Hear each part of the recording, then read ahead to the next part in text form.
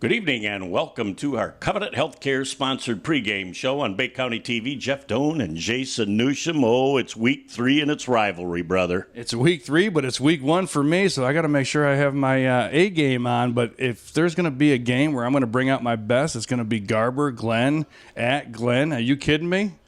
Well, when you look at this matchup, it is the season of change right now for the Garber Dukes. Well, they came in with last year, obviously, the last couple of years, and they kind of taken over the series.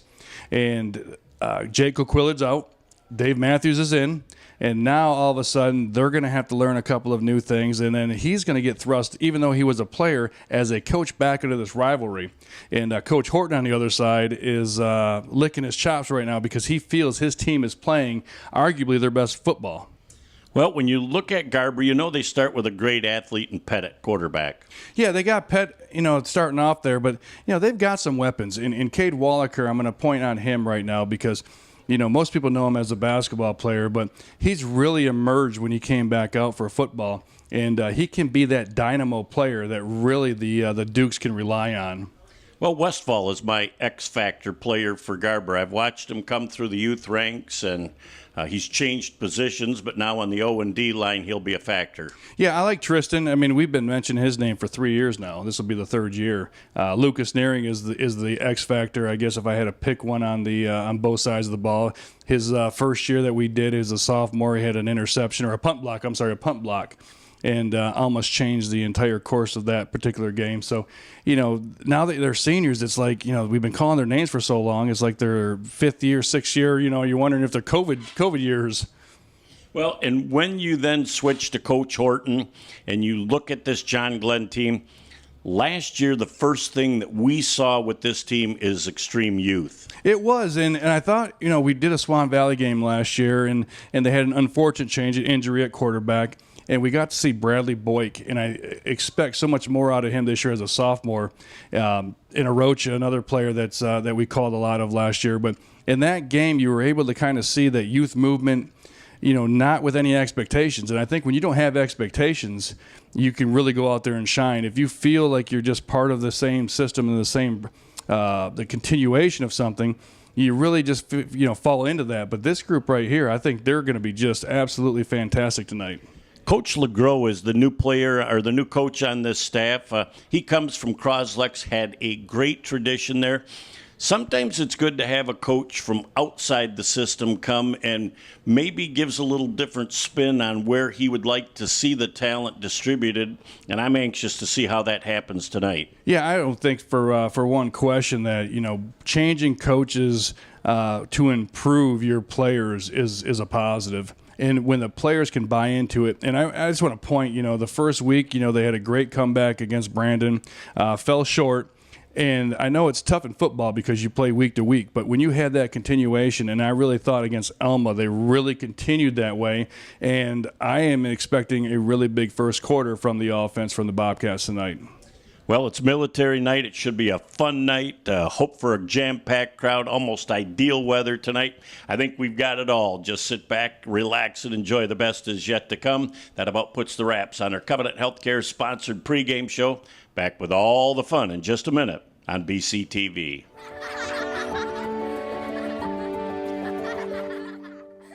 At Covenant Healthcare, we take caring for kids very seriously. That's why we've established Covenant Children's Hospital, home of the Great Lakes Bay region's only pediatric emergency care unit, the only Level 3 regional neonatal intensive care unit, part of our state-of-the-art birth center, Popsicles! And the region's only pediatric intensive care unit.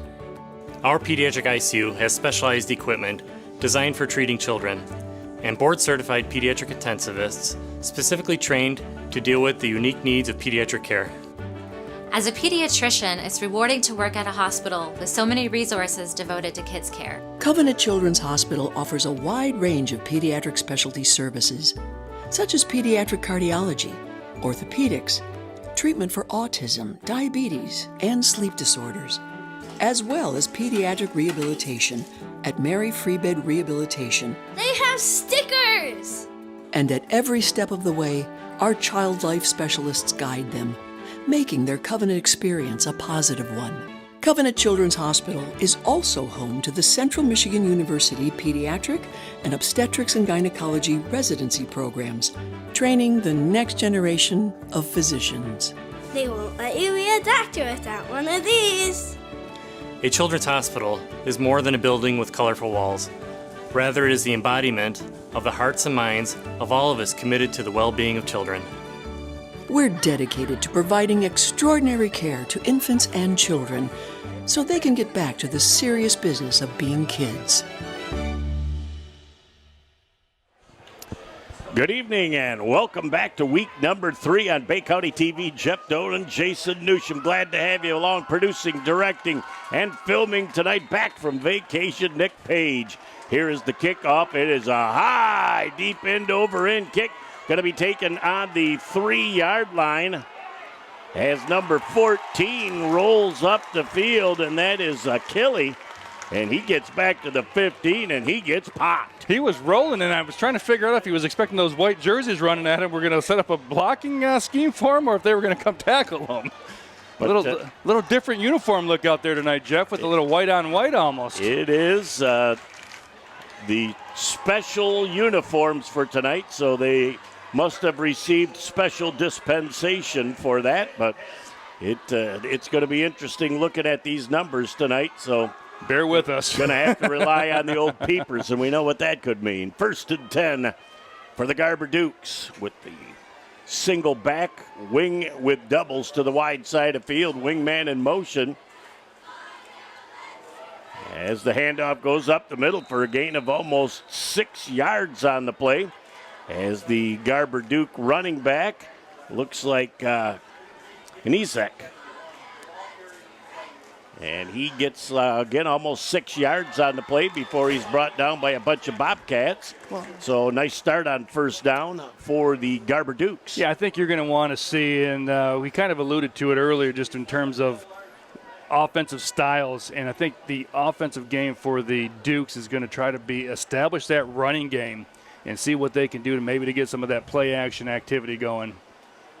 So they run the same play, and they get Knizek again with some good yardage up over the 25 to the 26-yard line.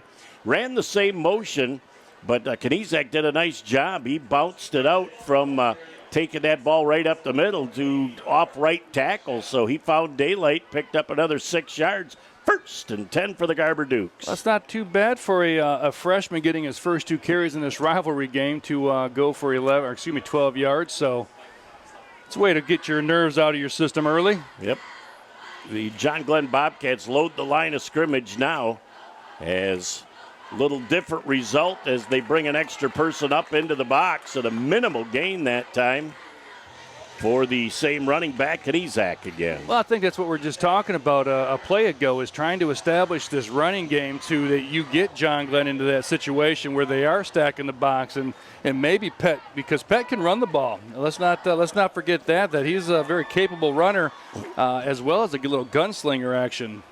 Well, and you'll see him carrying out fakes here early on, too, to see how the defense reacts to him as he carries out the fakes, to see if that is something that they will incorporate into their offense. 2nd down and a long 8. And that is Pett, and Pett is met in the backfield. As soon as he tried to turn upfield, he was hit. There's a John Glenn Bobcat a little slow getting up.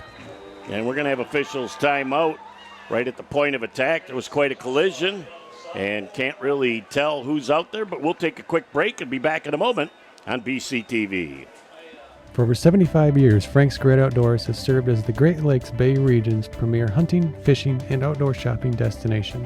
What started in the mid-1940s as a roadside bait and tackle stand has now blossomed into a 30,000 square foot outdoorsman's dream shopping location. Stop by the store located at 1212 North Huron Road in Linwood, or shop online at franksgreatoutdoors.com to find everything you need to get your next outdoor adventure started.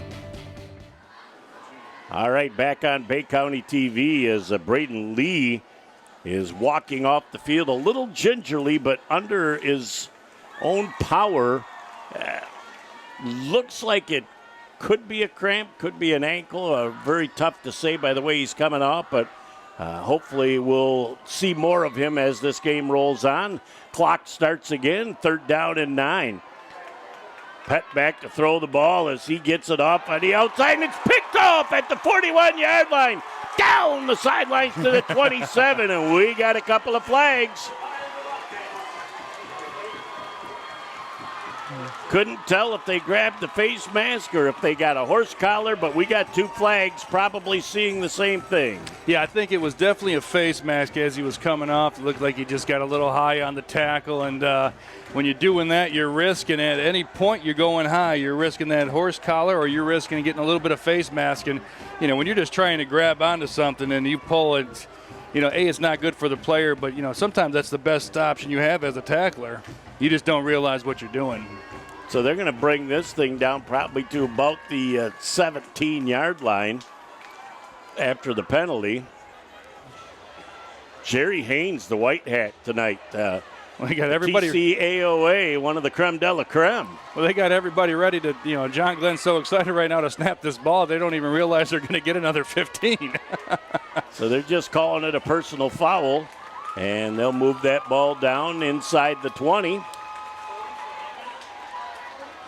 So, Jeff, just real quick for our folks at home in high school football on a face mask, can you have a 5-yard face mask, or is everything going to be a 15-yard variety? Can you, but it's very seldom. Okay. It's option, but it's certainly it's the exception to the rule. Most of them, they don't know how to let go when they first have the opportunity. So, nice job that time by the Bobcat running back going up the middle. It looked like it might have been Ford. And tacklers led by Bray and Nearing. Yeah, I thought Nearing had a really nice assignment there, stayed in his gap and made sure he finished it off for essentially a no gain. So Jonathan Ford, that single back again, and bear with us as we're trying to make certain that we can figure out these numbers tonight. They're not super easy. Ford up the middle again. He's got a seam. He's down to the 5, inside the 5 to the 4, right near that first down marker. They're going to have him about a yard short. It'll bring up 3rd down and 1. Nice job by the left side of the line, and it looks like Pruder might be down for the Garber Dukes, and they can ill afford to lose that big fella. No, I don't think this is a good sign right now for both teams having an injury on their first drive on the defensive side especially.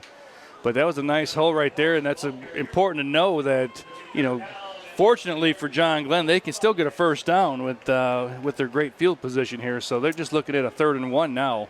Indeed, that is Nicholas Pruder. And Nicholas tried to get up under his own power, but obviously there's some pain on that leg or ankle, knee, something there. But he's going to be down for a minute. We're going to take another quick break and be back in a moment on BCTV. Are you ready to gear up and stand out? Look no further than Sandlot, your local source for team uniforms, sports spiritwear, and more. Gear up with confidence. We've got your team covered from head to toe, ensuring you stand out on and off the field. And that's not all. Unleash your team spirit with custom spiritwear that roars success. Wait, it gets better. Introducing our free fundraising online stores. Effortlessly raise funds for your team while showing your pride. Customize your fundraising to reach your team goals.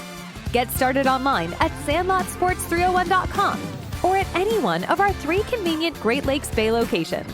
Sandlot, where quality, community, and apparel collide. Your team, our passion. Back on Bay County TV is unfortunately Nicholas Pruder not able to put any weight on that right leg. It'll be 3rd down and 1 yard to go as he's finally to the sideline right now. The Bobcats, 2 downs to make 1 yard. You're pretty much certain that they're going to be going north-south here off of the snap. As the quarterback, Boyd, is going to hand that ball off and getting hit at the 6-yard line and going to lose a yard. Credit the Garber defense for coming up big right now. Now we got decision time for Coach Hortner, as he will say, are we going to go for a 3 or are we going to try and blast this in? He's going blast. Jack Peaster with a big-time tackle there coming up from his linebacker position, number 17 for the Garber Dukes. So Ford goes out, and Hilborn comes in as the new back. So it will be 4th down and 2 yards to go. And again, trying to back that. Breaks off a tackle at the 6-yard line. Cuts to the left into the end zone. It's a John Glenn Bobcat touchdown. Great job that time. Great vision. The cutback is what did it. I thought Garber actually had that pretty well stopped at the point. A little cutback action there to his left, and all of a sudden all he saw was that navy blue. It says Bobcats in the end zone. Big-time score for the Bobcats. Nice job, though, of not seeing the hole where it's at and being able to bounce out a couple of holes and finding daylight. Bobcats will attempt the extra point now, as it looks like Boyk will be holding for that extra point. I can't tell. Is that number 9 right there? And they with the ball? Look like they're going to try and get the 2-point conversion. The old-fashioned way. And they're going to do that for Buzzard. Yeah. It is the 2-point conversion good. Time out of the field with 8:01 left in our first quarter of play. The John Glenn Bobcats 8 and the Garber Dukes nothing. Back in a moment on BCTV. So your car is getting towed and you're not sure where to take it? Try Village Towing and Auto Repair. Our expert mechanics are here to help assist you with all your repair needs. We have over 30 years of experience with motor vehicles, so you know you're getting the best work that you can find. Stop by the shop at 2377 South Huron Road in Coquitlam or give us a call at 989-684-9607. Back here on BCTV as the John Glenn Bobcats use that turnover on the interception and make it a short drive down the field for pay dirt as Landon Kogelman set to kick off for the John Glenn Bobcats, and he thunderfoots one down, and it's going to end up halfway into the end zone, and they'll bring that ball out to the 20. What a great weapon on your team to have somebody like Kogelman that can hit that ball into the middle of the end zone. Well, that was the opposite, because the last couple of years, Garber's had the Tyson kicker, who was kind of able to do the same thing and give those guys great field position or even kind of pin them back a little bit a couple of times. So, yeah, definitely a great weapon when one of your 3 units, your special teams unit, can come up big like that right there. And that was Hilborn on the interception, Hilborn on the touchdown. So right now it's the Hilborn show. So you've seen offense, defense, and a special team kick here just in the first 4 minutes of this football game. 1st and 10 for the Garber Dukes. As they come up to the line of scrimmage, same formation they used on all 3. Pett tries to cut to the outside. Modest gain on the play as he is met defensively. The Bobcats swarm into the football. It looks like the leading tackler was number 44, Brené. I think you're going to see a situation right now where they're doing, they're getting the handoff, and it's kind of like easing up a little bit on that defense, trying to figure out your spots. But I think if this is what Coach Matthews wants to do, is establish the run game, I think they got to stay with it. It's early in the game. Let's go another possession. Let's try to establish what we're trying to do. And that front 5 is, they're experienced. They have returned everybody from last year. Boy, they can go bubble screen to the wide side of the field with an opportunity. Pett again tried to get upfield. He got a gain of about 3 yards on the play. Might have got up to the 27-yard line. He'll give him a gain of about 4. It'll be 3rd down and a long 3-yard-to-go situation.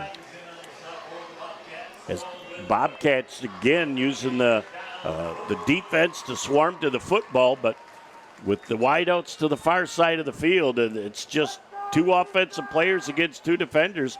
You hope if they run that little bubble screen out there that your receiver's going to make somebody miss. Well, we're going to see if Coach Matthews is listening to the old Bay County Sports TV live action here. But the wideouts right now, Tyson, Wallaker, and Fort, all of them have pretty good speed and elusiveness. Maybe they can make a chance to make a play. Pett has that ball going to the outside, and it was thrown pretty well at that time into the hands of number 22, Fellows. And he might have just been peeking up a little bit before he got that. He looks a tad gimpy yet from the previous hit that he took in the last series. Yeah, that was Charlie Fellows. We've been saying his brother's name for quite a few years here on Bay County Sports TV. So It's going to bring up a 4th down and 3. It looks like Coach Matthews is going to elect to, looks like a punt. Lucas Naring is going to go back. He is your punter. Number 59 for the Dukes. Not a traditional number for your punter. No Ray Guy. He does a pretty nice job of kicking that ball, though. I watched him in pregame, and he gets after it pretty good.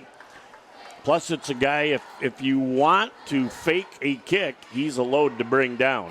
Is he ever? He played a little tight end his sophomore year up here on the varsity, and last year ended up being an all-conference lineman. And now that they've got the new coaching staff, it's pretty tough to take your all-conference lineman and move him maybe to tight end or maybe moving positions when he's established himself in the conference.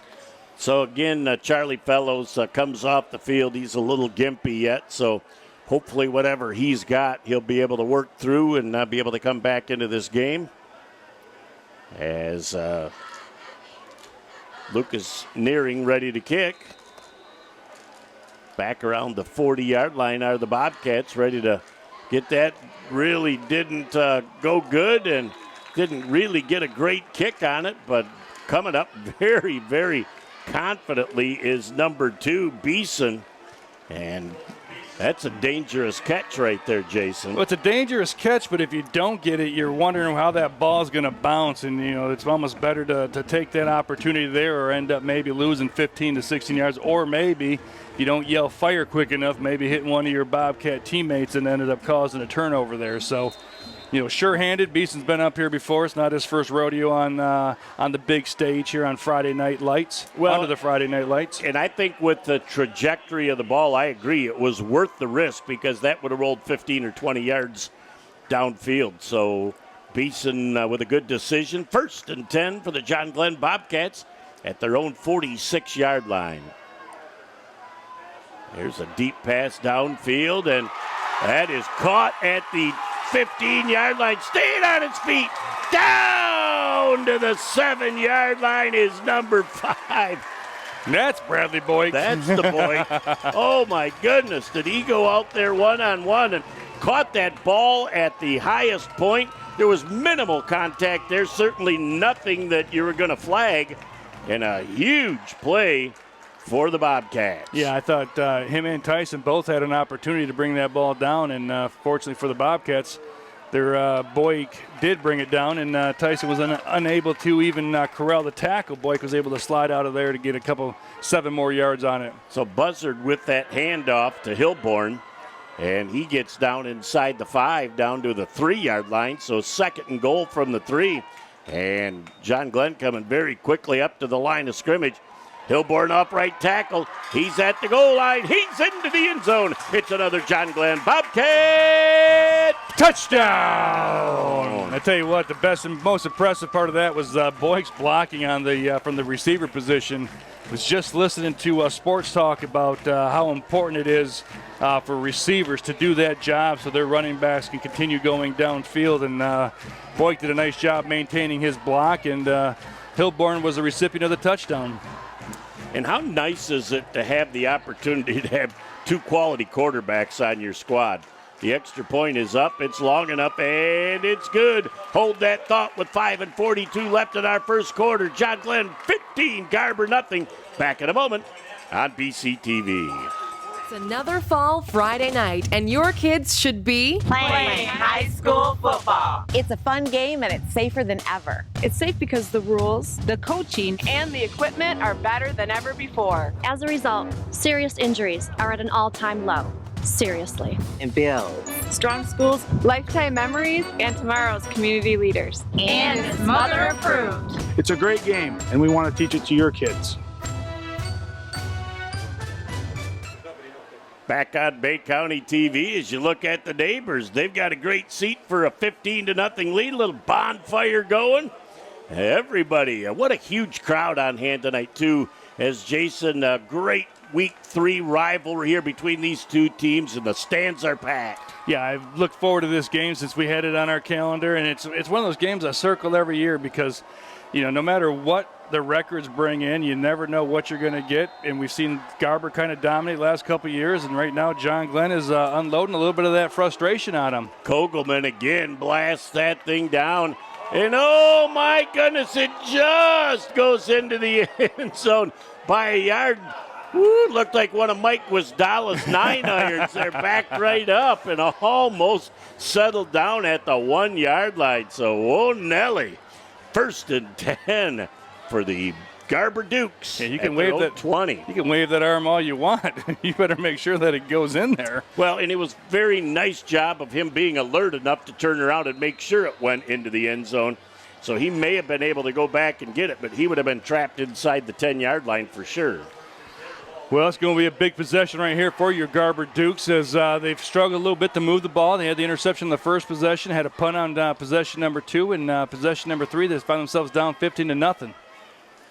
There's our little bubble screen we were talking about, and oh my, do the Bobcats have that thing sniffed out.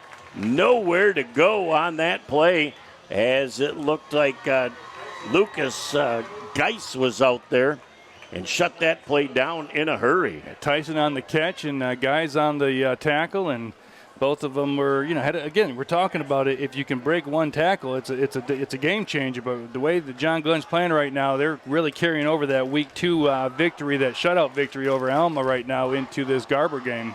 Well, you take the first quarter and a half away from week number 1, and the Bobcats have played very well since that point. They just dug themselves a little hole in the first half of their first game. And since then, they have responded extremely well. Yeah, you can almost see the confidence growing in each possession here tonight. It's a nice gain of almost 6 yards that time. The ball carrier is Ethan Pett, and brought down by a bunch of Bobcats again, but that's a gain of about 6 yards on the play. It's going to be 3rd down and a long 4. Well, here's the thing, though, is, we sit here, we want the offense to get a first down, keep your defense a little bit of a rest. But the reality of it is a lot of those defensive players are out there on the offensive line right now. Yes. So, it's one of those things where you're kind of, you need to get a little momentum here one way or the other. It'd be nice if they could pick up a first down just to take a deep breath. As Pett looks things over. Again, looking at a 6-man front. Pett did a great job of being patient in the hole, letting the big dogs up front make a movement on the defensive line, and that was led by big number 71, Tristan Westfall. Yeah, if I'm going to foul somebody on that offensive line, I think it's going to be Westfall or Naring. I think those two guys, or Armbruster, any of those guys, again, they're all experienced. They all come back, all played last year as juniors or sophomores, and this isn't their first go-round in this rivalry. So right now they feel like they got to do something to reestablish themselves. Nice job of moving the sticks. 1st and 10 from the 38. Pett with that handoff once again going to number 22, Charlie Fellows. And Charlie picks up 10 yards again. And he's still got a little giddy up in his step, but he's able to get 10 yards, and it will be enough to move the sticks. 1st and 10 Garber. I can't tell. Was that Fellows or was that Kniezek? Kniezek. Yeah. Okay. That's his first carry since the first possession.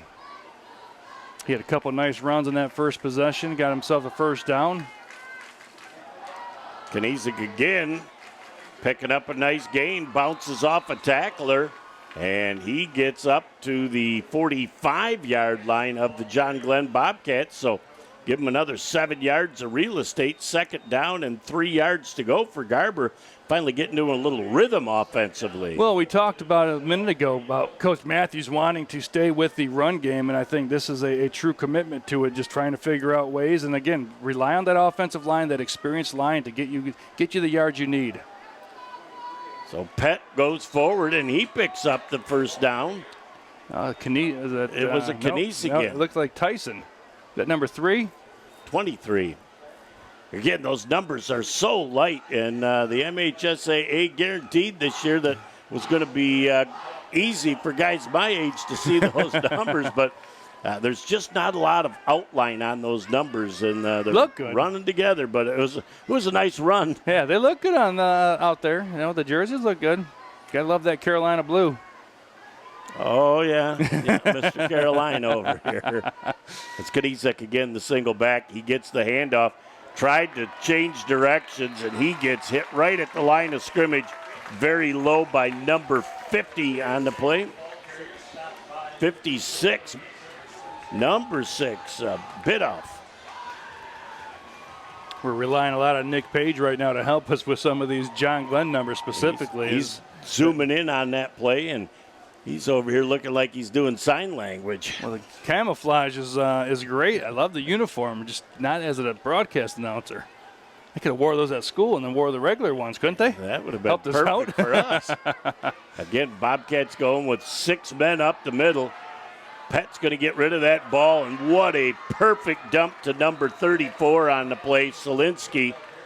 As Pet felt the pressure, was very patient, rolled to daylight, and just threw a pretty touch pass to number 34 on the play, Solinsky. Yeah, Solinsky rolled out into the flat, and after the fake, Pet, all he had to do was put it on the numbers and let Solinsky get those 10 yards because that was wide open when he turned up, and it was all green until he saw the camouflage coming at him.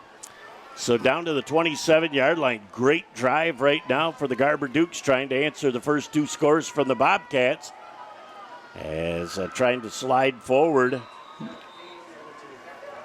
As Jack Peaster right there getting his first carry. Called his name on the linebacker side of things. He gets his hands or his feet wet a little bit there on a handoff. As again, that's first time Peaster who touches the ball offensively tonight. He picks up 5 yards on the play. Second down and 5 yards to go for Garber as they're chewing up a bunch of the clock down to 40 seconds and ticking in our first quarter. This could be the last play of the first quarter. Could be, and again, I think this is exactly what Coach Matthews needed, his Garber offense needed. See some chunk plays here a little bit. Keep everything rolling as Pet's going to keep that one to himself. Right, Pet made the first person miss and is going to get down to the 20-yard line, bringing up a 3rd and 3, but with 17 ticks left in the first quarter, I think they're just going to let the quarter run out. And we'll cruise to the other end of the field. Well, I think 2 things. Now that they're going into the start of the second quarter at the 20-yard line, it's two down territory. I think this is where a chance for him to be able to get his quarterback together, get his offense together, and say, we got 2 plays to get 3 yards. And they'll talk to their staff, and we'll find out how that goes at the end of 1. It's the Bobcats of John Glenn 15 and the Garber Dukes nothing. Back in a moment for the second quarter on BCTV. Your husband is having a heart attack. The ambulance crew asks, Which hospital? Before you answer, consider this. Covenant Healthcare is the region's most preferred hospital for both emergency and heart care. With an expert team of board-certified cardiologists and the Great Lakes Bay region's first and largest structural heart disease program. Take us to Covenant. Good answer. Back on Bay County TV, Jeff Doda, Jason Newsham. Glad to have you along with 15 points for the Bobcats in the first quarter, trying to make an answer here. The Garber Dukes on 3rd down and a short 3. Trying to go right up the middle. It looked like number 23, Knizek, and he picks up maybe 1 yard down to the 19. It's decision time for the Dukes. Well, going into the end of the quarter there, again, you're looking at it. It's 3rd and 3. You got 2 downs. You really need to put points on the board in this drive right here. You want to exclamate the drive the way it's been going. So definitely something that they had already talked about before that play even transpired. So let's see what they drew up for 4th down. All right. After this play, we'll get an opportunity to thank some of our great sponsors of Bay County TV. 4th down and 2. Huge play here in the first half for both teams. Pet going to the wide side, tries to cut to the outside, makes a miss and gets down to the 16-yard line. Looks to just have that first down.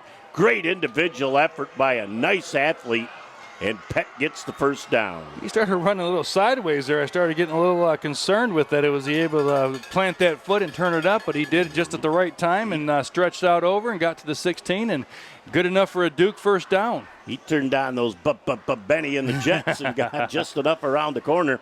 Like to thank our sponsors, Covenant Healthcare, Renew Physical Therapy, Frank's Great Outdoors, the Bay City All Saints Booster Club, Sandlot Sports, and Vaughn Bagick, and Tim Benashak as the great folks that are supporting Bay County TV. 1st and 10 for the Garber Dukes.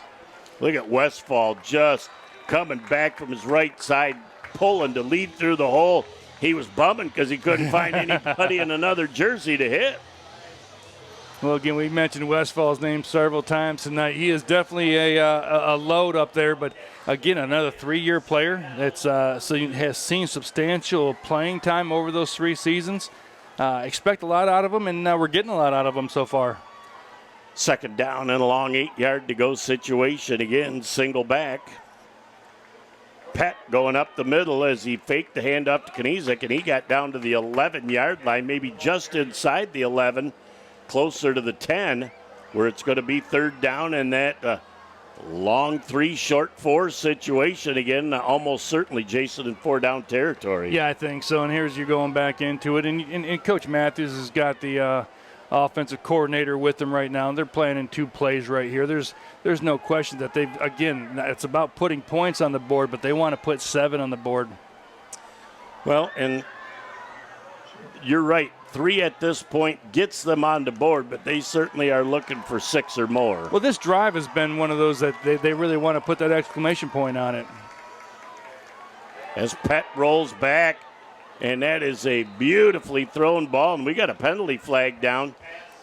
Going to be interesting to see if the offense pushed off here. Pass is complete. As our line judge had a great look at whatever he saw. And we're going to wait for our white hat, Jerry Haynes. An eligible man. So the Garber Dukes, if it's an ineligible man downfield, one of the linemen must have thought it was run and got down past the 3 to 5. I don't know that we've seen the official announcement yet. I know they marked the ball and everything else, but. And I didn't see the 30-second timeout.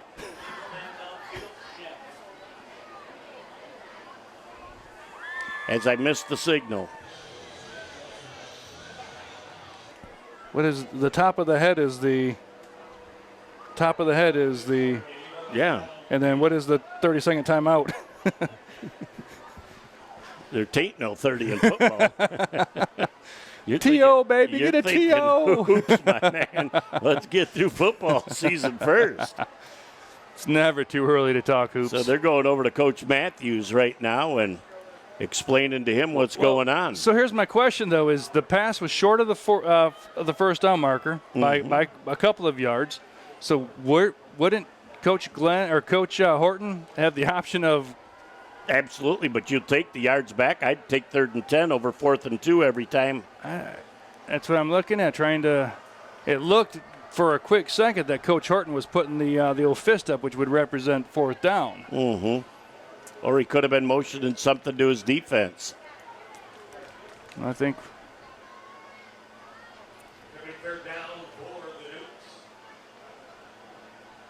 It's a loss of down. I believe what we may have just seen is an illegal touching. And the illegal touching could very well have been from the slot receiver that caught that football. If he was covered up and both on the line of scrimmage, he is not eligible to go downfield, and I'm pretty certain that's what we just saw. So but he also signaled loss of down. So what am I looking at here? What are we looking at here on TV? Here we're looking at a 4th down and 10 yards to go. So we got a 4th down marker on the board. We got a 3rd down marker on the, and an explanation to Coach that's not really making him very happy over there on the Garber Duke side. Yep, and I see the receivers on this side signifying on the line, off the line, and I think Garber's going to call a timeout. They're going to regroup right here. We'll take a timeout and regroup as well. Be back in a moment on BCTV. In life, things aren't scripted. If you're an athlete, we need people like you and translate those skills to officiating. You can get a lot out of it. It happens in every town, in every game. We never have a perfect game, but the rewards always outweigh the negativities.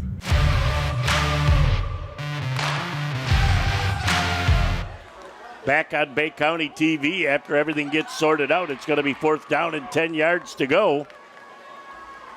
As again, looking at the receivers on the line, off the line. I'm going to make sure that we check that out every time to make sure that they are included. Pett with plenty of time to throw the football. Gets into one and he's going to be out of bounds. Great effort that time.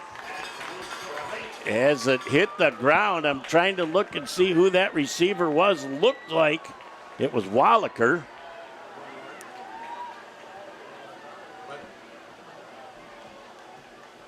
Oh, Nate Forrett.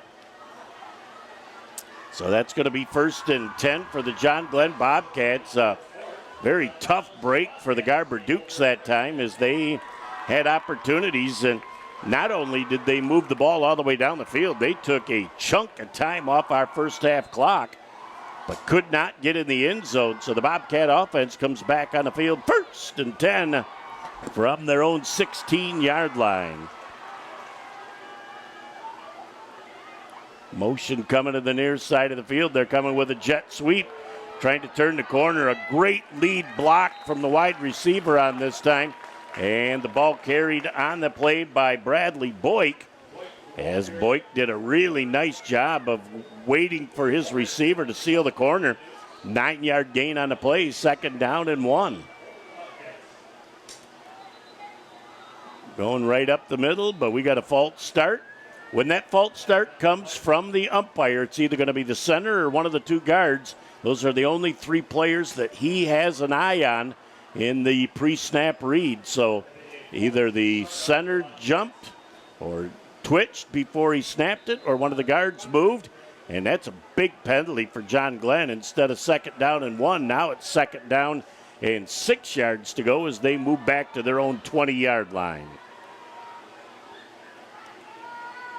Single back again, and you giveth and you taketh away. That's a tough 5 yards. And again, credit the Bobcats, altering their snap count, pulling the defense with a different cadence.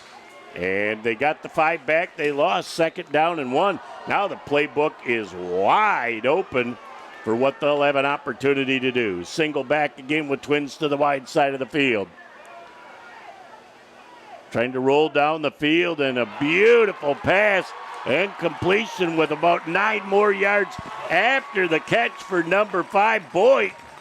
As they just doing a great job of going down the field right now. And I think maybe one of the Bobcats might be getting up a little bit slow, and that's Boyd.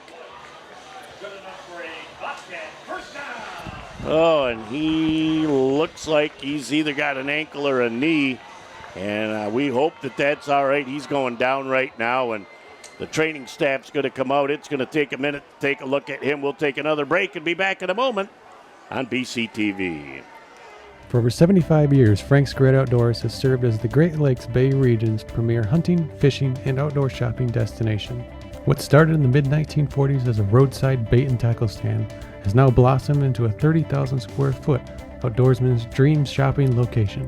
Stop by the store located at 1212 North Huron Road in Linwood, or shop online at franksgreatoutdoors.com to find everything you need to get your next outdoor adventure started.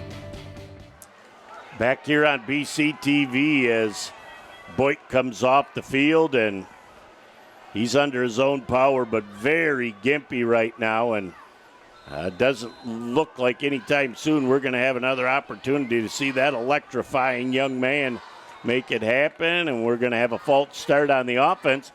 Also on that play, James Killey was down for a minute for Garber in that same collision, so he got up off the field much quicker than Boyd did. But that 5-yard penalty moves the ball back to the 43-yard line, 1st down and 15 yards to go with double sticks here midway through the 2nd quarter with 8:19 and counting left before the half. On the jet sweep, absolutely nowhere to go that time as the Garber defense just swallowed up the ball carrier on the play, and that's Brené.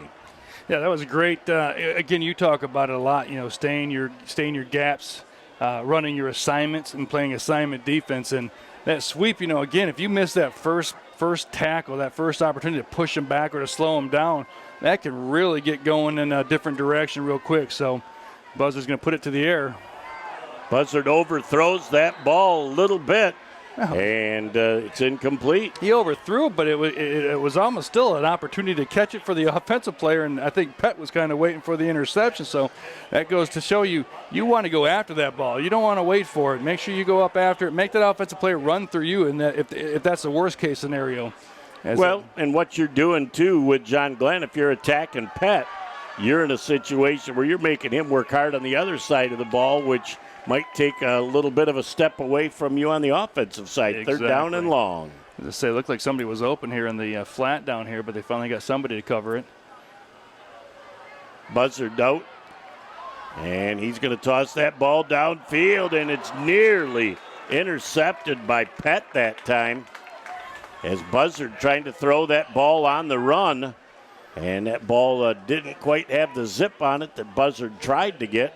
And it's a nice stop for the Garber Duke defense, Jason. Well, we're going to find out if that drop right there was beneficial, because depending on the punt, you don't mind a guy dropping it in the 10-5 yard line when you're going to get another opportunity to have better field position. But we'll see how the punter, it looks like Buzzard's back to punt for the Bobcats. Well, and you got dual threat back there as a punter, too, so you give the defense something else to have to think about. Exactly. Even though it's 15 yards, again, you can play a little bit right now if you're Coach Horton.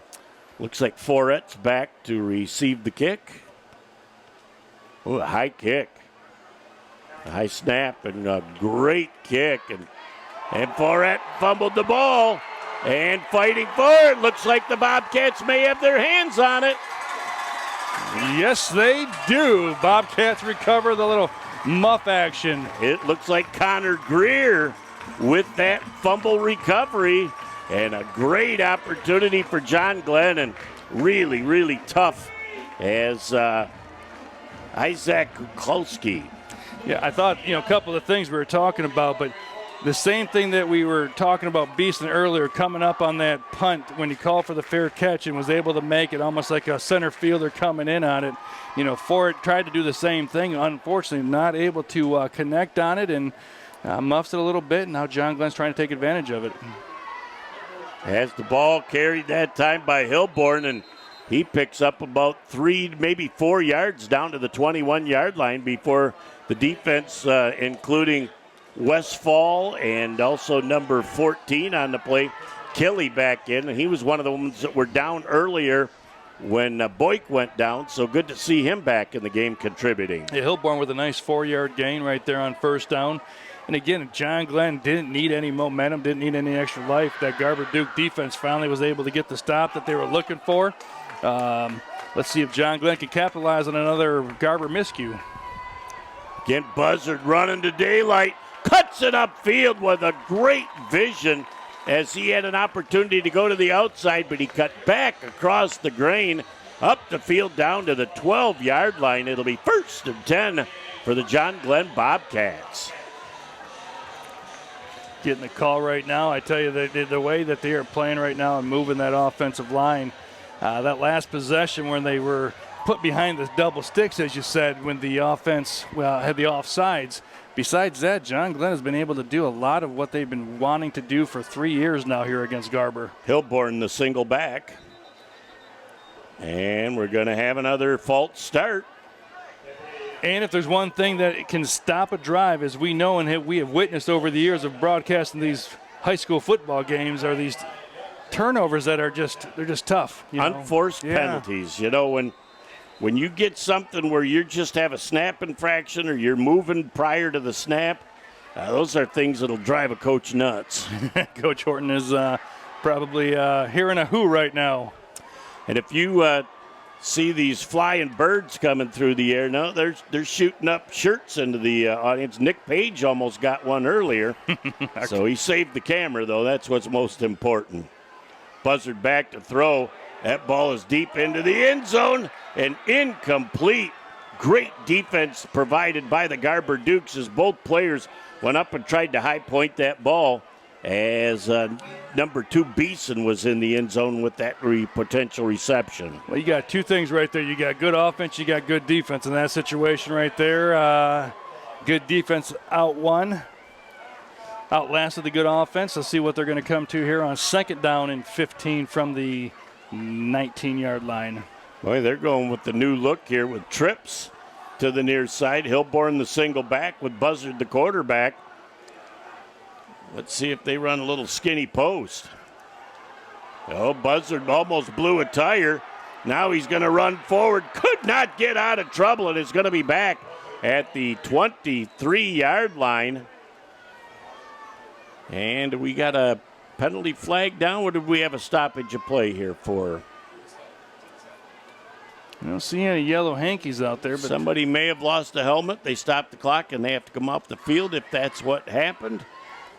Still trying to surmise what's up.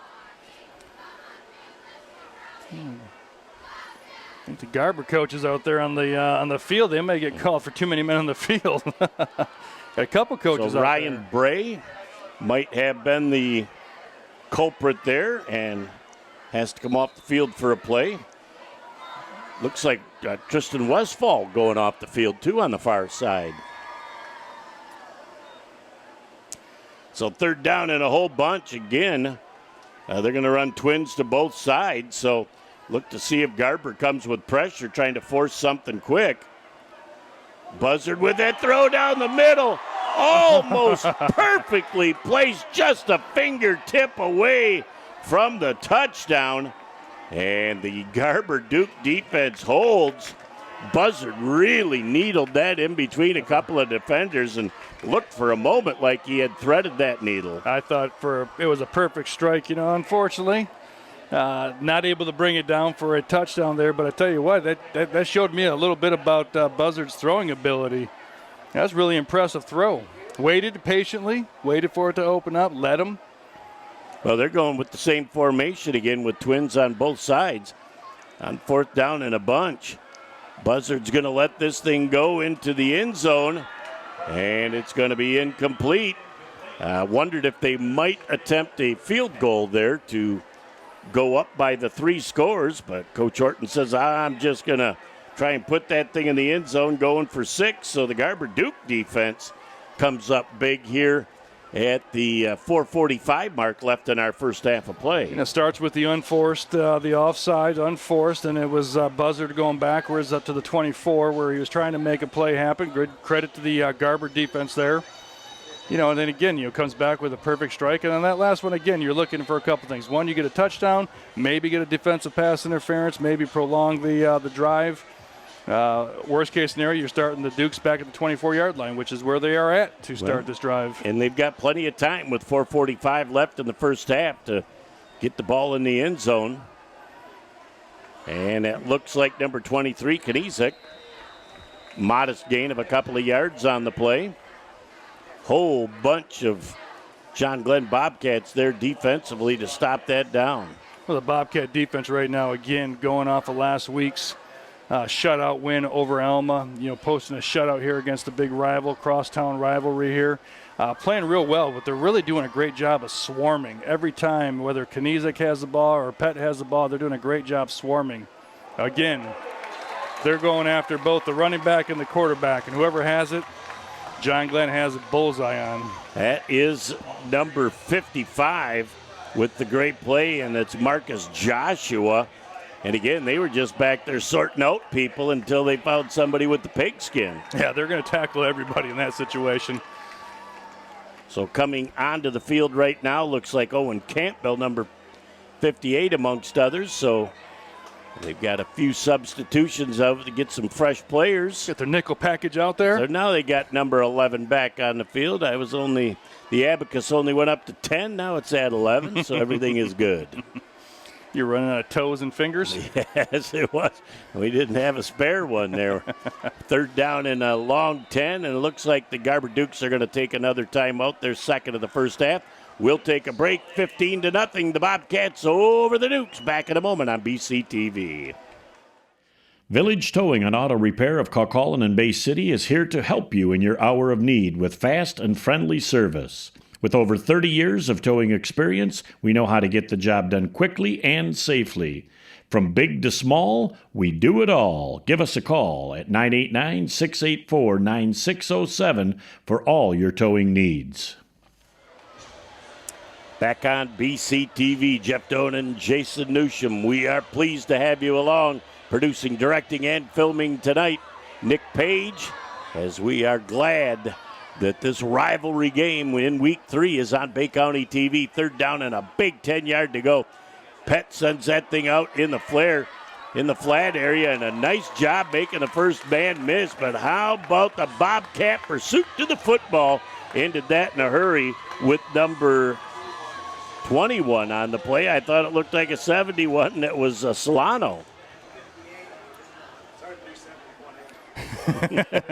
We're learning as we go, folks. Trust us. It's no disrespect to the player if we butcher a name or we miss a tackle, but we're trying. And with 4th down and 5 in a situation where the Bobcats may have called a timeout trying to save time on the clock with 3:09 left, and they're going to more than likely get their hands on the football, and I would say they'll probably get it somewhere around the 35-40 yard line. And the way Buzzard's flinging the ball around the field and the way they're running the ball, it's an opportunity to put more points. They do, and it's important. They are going to receive the ball in the second half, so you get a chance to really put some distance between yourselves and the Dukes here. If you were able to put any amount of points on the board here going into halftime and then coming out, getting the ball, and, of course, going back in attack mode. It looks like Beeson's back. Number 2 is back for the Bobcats around the 40. We'll call it the 40, 41. Lucas Nearing, the punter for the Garber Dukes. So we'll find out what kind of foot Nearing can get into it and what Beeson might be able to do on the return. Good kick by Nearing. Beeson's back at the 35-yard line with a little room to roam. He's to the near side of the field with some speed. Oh, man, he breaks the tackle down to the 37-yard line. Tristan Westfall was certain he had him in his sights, and Beeson put on the Jets and just, man, I tell you, when you look at Westfall, if his arm was about an inch and a half longer, he had the tackle. But give Beeson credit. I'll give Beeson a lot of credit. That was one of those, again, where you're going east and west, waiting to cut it back north and south. And, again, you got somebody pursuing you with the size of Tristan Westfall. You better make sure that you got a little giddy up in that step and make sure that you turn it going up. And he did a great job. And, again, great field position here for the Bobcats. Even though Westfall didn't make that tackle, I marvel at somebody his size can move that well. Oh, he does. We'll give him a lot of credit for that. First down right now, and the Ford carry on the play is by Jonathan Ford. And he might have got back to the line of scrimmage, as amongst others, Ryan Bray in on the tackle for the Garber Dukes. Yeah, we mentioned Bray's name a couple of times, and again, this is you hate to put the onus on the Garber Duke defense, but they're going to have to really dial it in, put their foot in the ground. They're really going to need a stop here going into halftime. We'll see what they've got dialed up on second down, and Buzzard on the keeper, and he does a great job of going off his blocks. And excellent out front block that time by Lucas Guys as he stayed with his defender. Buzzard read that block and moved to the sidelines, got out of bounds with 2:21 left, moved the sticks. It'll be 1st and 10 for the Bobcats. That shows you a little bit of IQ right there. We've been talking about his arm and his legs, but the IQ, he's kind of controlling the game a little bit, understanding, keeping those timeouts, how important those timeouts are for the Bobcats. Keep them in that back pocket. Single back once again in the offense. Faking the jet sweep and heading right up the middle.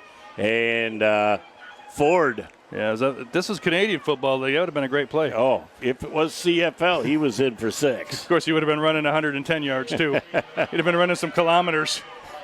Boy, again, maybe one of the few concerning things for John Glenn in the first half are their false starts offensively, at least the third one that comes to mind. It is, and I tell you what, the first 2 possessions, very clean.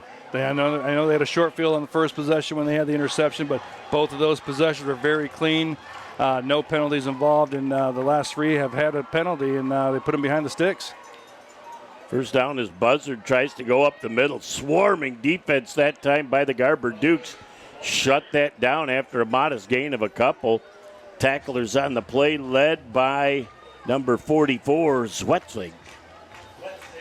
Aiden Zwetzig, sophomore, coming up big. And again, the clock moving right now. We're under 2 minutes and counting left in our first half of play. Second down and a long 12-yard to go situation. Single back again, as Buzzard's probably going to put this in the air. Nope. There's a handoff, and Hilborn does a nice job. Penalty flag down as he gets down to the 8-yard line. Normally when that happens, you got an illegal block down there. We'll find out what we have. I'm going with the hold. I am going to go with the hold because the receiver, as I was about to say, is holding his block. Hold was the key word. Aha. All right. So is that it's a spot foul. So depending on where it transpired, normally when you're an official, you try and get that flag to the spot of the foul as your point. Yeah. And so instead of a first down and goal, the penalty's going to move the ball back to the 23-yard line. Or but up. They'll replace, I would say they'll replace second down, but it'll be 2nd and 7 now instead of 2nd and 12. So, +5. Yeah, we take what you can get.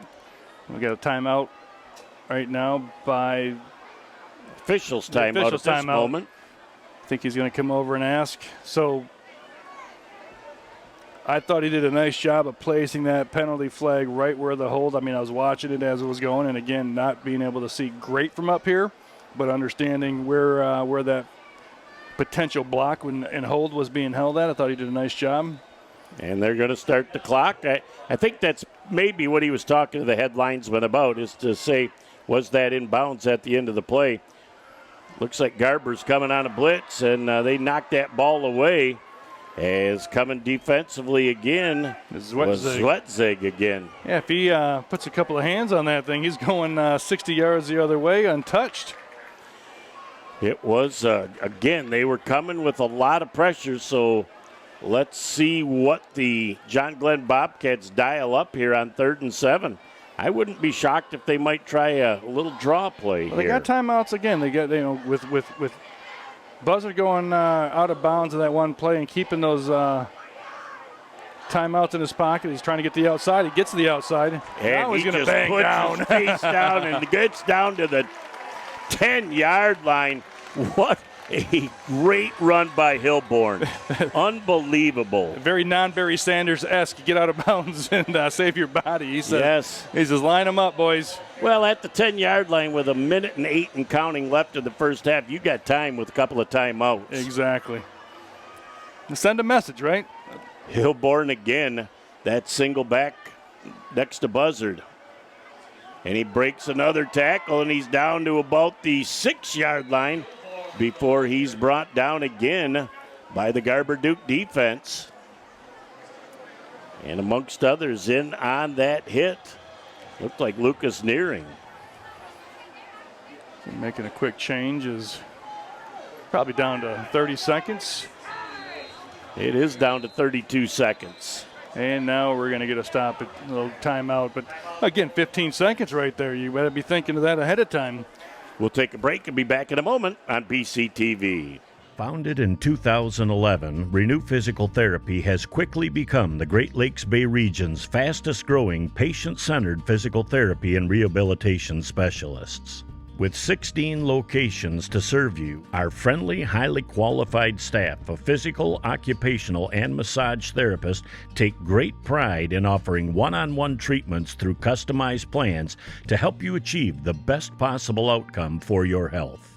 Our offices accept most major insurances and are well-versed in navigating the complexities of insurance policies, ensuring you receive the coverage and benefits you deserve. Visit our website at renewpt.com to request your appointment today. Back on Bay County TV as we look at the Bobcat student section here as we get ready for a really big play in the first half. 2nd down and goal from just outside the 6. That student section would like one more really big thing to cheer about.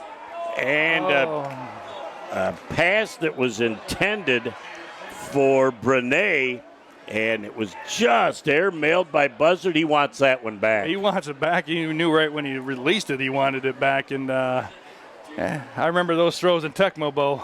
You know, you just overthrow your guy. You don't have Jerry Rice out there. Can't track down everything. Well, and he opened up and he had his hand. I mean, he was like, "Hey, I'm over here on the O. If you could just toss it to me, I'm the guy." Yep, he was right in the middle of the O saying, "Send me the ball." Target, baby, target. 3rd down and goal. Again, Buzzard might say, "Hey, you know, I missed one. I'm going to get this one." Well, they also, you know, they got a timeout right now, so it's 3rd down and goal from about the 6.5. So, you know, again, a run may get Garber off balance, as Buzzard is going to keep it, and Buzzard is going to score. Oh, he's into the end zone. It's a John Glenn Bobcat touchdown. Heck, I thought he was going over to the fire over there, have a little s'mores before halftime. Yep, he said they're making s'mores. I'm going to go there, have a little snack on my way back. Coach, I'll catch you in the second half. Boy, what a huge change in momentum this touchdown brings for this game. It wasn't. We just talked about having that timeout in your back pocket, so it still gives you that option of running. You're not tied to the pass, and that was what he was able to do. He was able to roll out. Everyone was covered, green area, and then get to the navy blue of the end zone. The extra point is up. It's plenty long, and it's good. 23.4 seconds left in the first quarter. 22-0. The John Glenn Bobcats over the Garber Dukes. Back in a moment on BCTV. As the voice of Michigan student athletes, the Student Advisory Council's role is to convey the message of how high school sports are supposed to be played. We are responsible for helping the MHSA maintain a positive and healthy atmosphere in which interscholastic athletes can thrive. We believe athletes should be competitive, sportsmanlike, and excel academically. We believe students in the stand should have fun, but not take focus away from the game. We believe coaches should act as teachers, helping student athletes develop while still keeping high school sports in perspective. We believe that parents should always be positive role models and be supportive of their child's decisions. We believe officials commit their own time to high school sports, and respect should always be shown and given to them. The most important goal for student athletes is to enjoy high school sports while keeping a high level of respect for all those involved in the game. Enjoy the game. Back on BCTV as we thank our sponsors again, Covenant Healthcare, Renew Physical Therapy, Frank's Great Outdoors, the Bay City All Saints Booster Club, Sandlot Sports, Vaughn Begic, and Tim Benashak as great people supporting Bay County TV. Huge touchdown, Jason, for the John Glenn Bobcats here late in the first half. Well, we talked about the importance for the Garber Dukes to get a stop there because, again, Glenn coming out of halftime with the possession and getting the ball, and that was big for John Glenn. As this ball is going to bounce, it's going to be a little Mike Wisdella chip shot. Oh, my goodness, and it's still loose on the ground. It looks like the Garber Dukes get that, but, boy, that thing looked like it was sailing out of bounds, and it just stopped. Again, we talked about how important it is to have a kicker that can do multitude of things. He can put it into the end zone if you're looking for a touchback, and that was a perfect place right between the up guy and the back guy. And, again, if Glenn gets that, we're looking at a totally different end of this half for the Dukes. Thiessen was the one that looked like he pounced on it for Garber just in front of about 3 Bobcats. So we'll find out what Garber's offense is going to be like here. And I think they're just going to take a knee, and we're going to run out the first half clock. At the end of our first half of play, our score, the John Glenn Bobcats 22, and the Garber Dukes nothing. We're going to be back in a moment. We'll recap the first half, set the stage for the second half right here on BCTV. Founded in 2011, Renew Physical Therapy has quickly become the Great Lakes Bay region's fastest-growing patient-centered physical therapy and rehabilitation specialists. With 16 locations to serve you, our friendly, highly qualified staff of physical, occupational, and massage therapists take great pride in offering one-on-one treatments through customized plans to help you achieve the best possible outcome for your health. Our offices accept most major insurances and are well versed in navigating the complexities of insurance policies, ensuring you receive the coverage and benefits you deserve. Visit our website at renewpt.com to request your appointment today. Welcome back to our Renew Physical Therapy halftime show here on Bay County TV. Jeff Doan and Jason Newsham, as we look at this ball game, the tempo of the game was set by two early scores by the John Glenn Bobcats. Two early scores, and I tell you, the first one come off the interception, and for John Glenn, it was equally as important. Number one, you got the turnover, but then you had to capitalize on it. That's always the big thing, especially in this type of game. So to be able to get the turnover, to turn around and score, put points on the board, they got the 2-point conversion, go up 8-0. They get a quick 3 and out, put another touchdown on the board, or 15. All of a sudden, Bobcat Nation, I don't know if the Lindenhof is still open, but if this keeps going the way it is, we're going to be meeting at the Lindenhof after for some chicken wings. In this game, though, in the first half, a couple of key injuries for the John Glenn Bobcats forced them to change their rotation a little bit. They did, but one thing that I really like, and I know we talk about him a lot, Buzzard, he's really making a lot of good decisions. He loses a big-time playmaker in the sophomore Boyk up to an apparent ankle injury. Don't want to speculate. We're not doctors. But the fact that he's got so many different weapons, and I think that's one of the things over the last couple of years they haven't had, and that Coach Horton has at his convenience. And with the offensive coordinator, I think they're just learning, and really, it just shows you how deep they are to be able to lose somebody that's dynamic as a Boyk and still be able to keep churning out yards. Well, you've got an offensive coordinator that has been added to this program this year, and his imprint is already starting to show. Yeah, let's remember there's another half of football to play, but, coming out right now, I'm expecting a big play. I'm looking for maybe something over the top because they just put points on the board going into halftime, put them up 22-0. If they come out and they throw that knockout punch, something over the top, maybe a little play action, and let Buzzard kind of wing it. He's got a Roach out there that can catch the ball. He's got everyone out there on the Francis from the tight end position. Look for something big from him. He's been able to sneak out a couple of times. Hasn't been hit yet, but could be hit there later on in the game. But you're still looking at these situations where he's got a lot of different options. And, let's face it, this is only week 3. They're still figuring out, as is the coordinator, still figuring out now that games are here.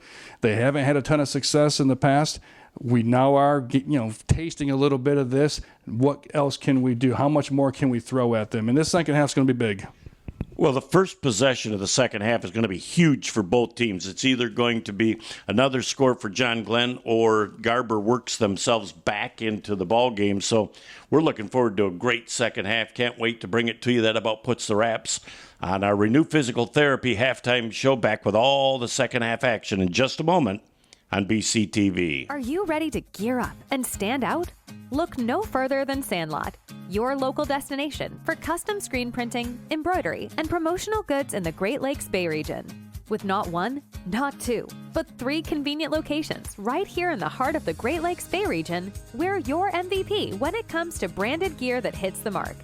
For over 15 years, we've believed in community, in delivering top-tier quality, and in making your brand shine brighter than ever. And guess what? We're not just about sports. From schools to clubs, from businesses to community events, we're your one-stop shop for custom apparel that makes a statement. So if you're ready to elevate your brand, to make an impact, and to fuel your passion, choose Sandlot. Visit us today at one of our 3 unbeatable locations in the Great Lakes Bay region, or check us out online at sandlotsports301.com. Sandlot, where quality, community, and apparel collide. Your brand, our passion.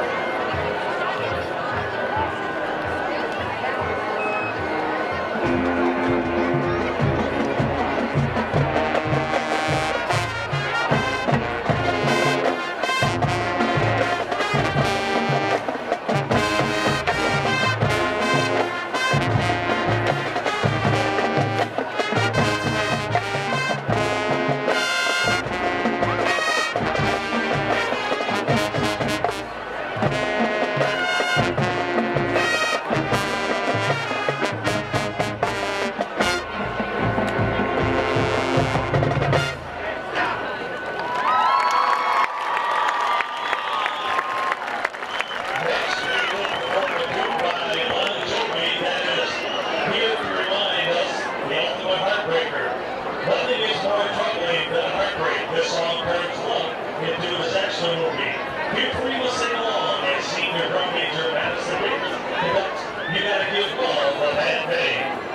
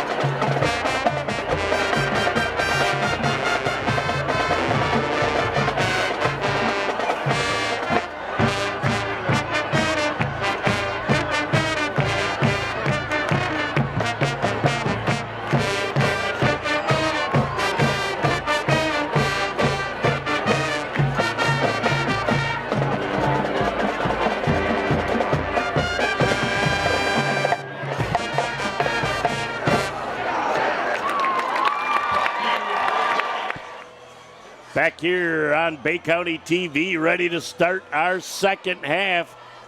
The Garber Dukes will be kicking to the Bobcats, down 22-0. Jeff Doan and Jason Newsham, pleased to have you along with us on the third week rivalry game, crosstown rivals, Jason. Looks like Tyson's going to handle the kicking duties here for the Dukes, like his brother before him.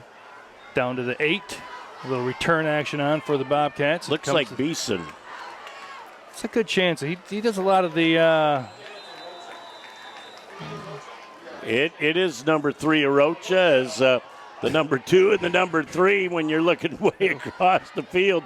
Sun's gone down, the lights, the numbers are going with them. The sun's coming up. I need cakes on the griddle here. It'll be 1st and 10 at the 30-yard line for the John Glenn Bobcats. And Jason, this is the most important drive of the game for both teams. I think if you're looking at John Glenn, if I'm Coach Horton right now, I may take a shot. I know you lost your electrifying Boyk on the wide out there, but I would take a shot here and really just see if you can't really energize it. This crowd has been dying for years for this, as we have a penalty flag, and it looks to be illegal substitution. So, again, we talked about it at halftime. The things right now that are hampering the John Glenn offense isn't the Garber defense as much as it is the John Glenn offense. The unforced turnovers now put them back at 1st and 15. However, I still, if I'm Coach Horton, I want to throw a knockout punch right here. I would love nothing more than maybe to try and get something over the top, let one of your speedy receivers. You know, I know pounding the ball has been good to him so far, but, you know, let's take a shot. Well, it's going to be interesting to see because, you know, Coach Horton loves to push that ball down the throat. And there is a big run. And a nice job of bouncing to the outside for a gain of about 7 yards on the play. Most important thing out there was that receiver realizing not to hold. As it was Ford with the run. And they're going to have him out at the 35-yard line, so they're going to officially give him 5. But 5 on first down gives you a whole lot of playbook options. Right, so that was a 10-yard gain on the run there, and puts it in a much more manageable 2nd and 5. Again, I'm looking for a shot. Maybe not this play, but I'm still looking for a shot from the Bobcat offense. Boy, a high snap. Screws everything up, doesn't it? Yep. Slows everything down. And they're going to have a gain of only about a yard on the play, but I think Buzzard did an amazing job of that thing not being a 20-yard loss. Get a little crowd action here. They get a little boo action. Westfall with the tackle. As the Garber cheerleaders come over to converse with the John Glenn cheerleaders, gets a little rise out of the crowd. On a 1-yard gain, the crowd was kind of getting a little crazy. You can't have cheerleader animosity going on in this crosstown rival. 3rd down and 4 yards to go for the Bobcats. They're just sharing brownies. As Buzzard again, that's another high snap.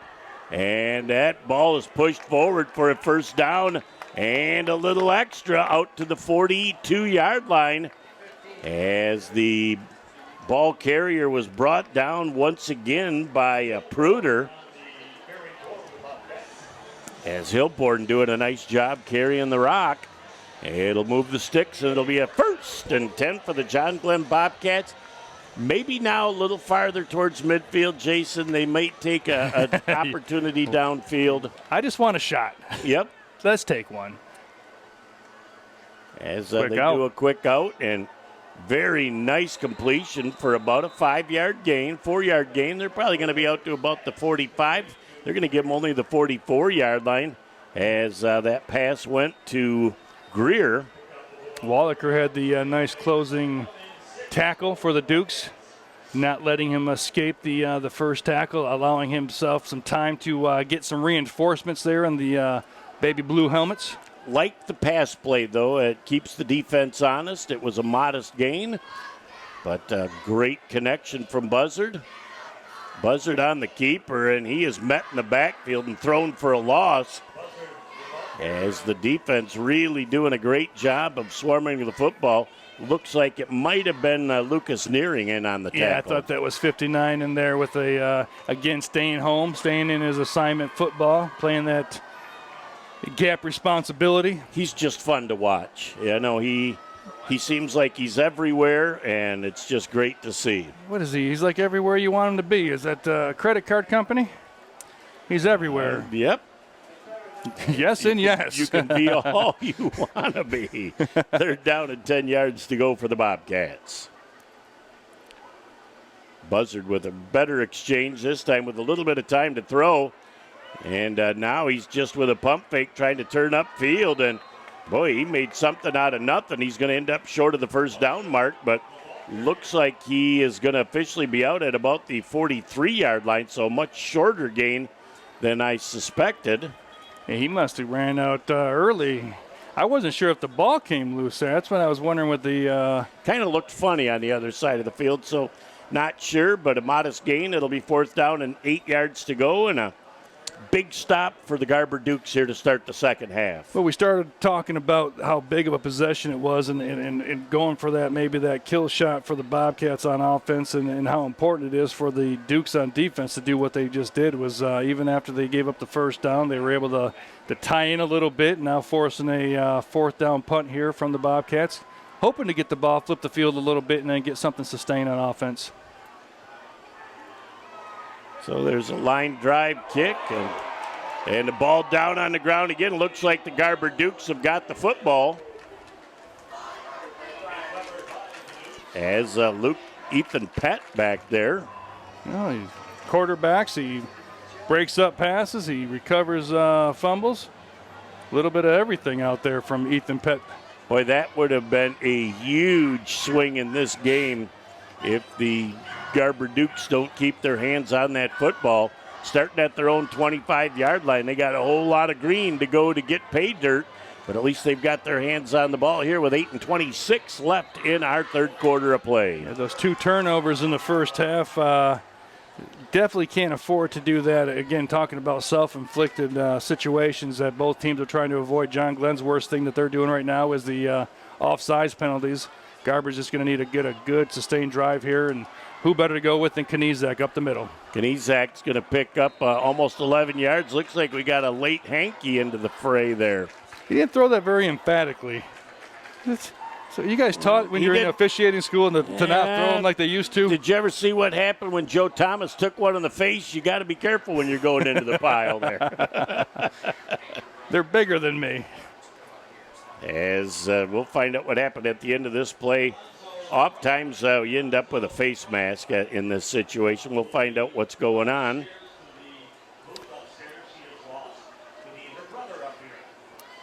Personal foul, face mask against the defense. So the Garber Dukes get a 10-plus yard play and a 15 added on to that. So a 25-yard play on their first offensive possession here. The third quarter puts them all the way out at midfield.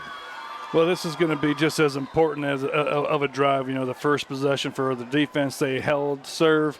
Now let's see if their offense can get something going again, going back behind that big offensive line, that veteran offensive line, and let's just see if they can't put some points on the board, get a little bit of momentum here, get a little confidence going into the rest of the second half. As they run motion again, and the John Glenn defense switches. Pett has that ball go through about 3 sets of hands and falling incomplete.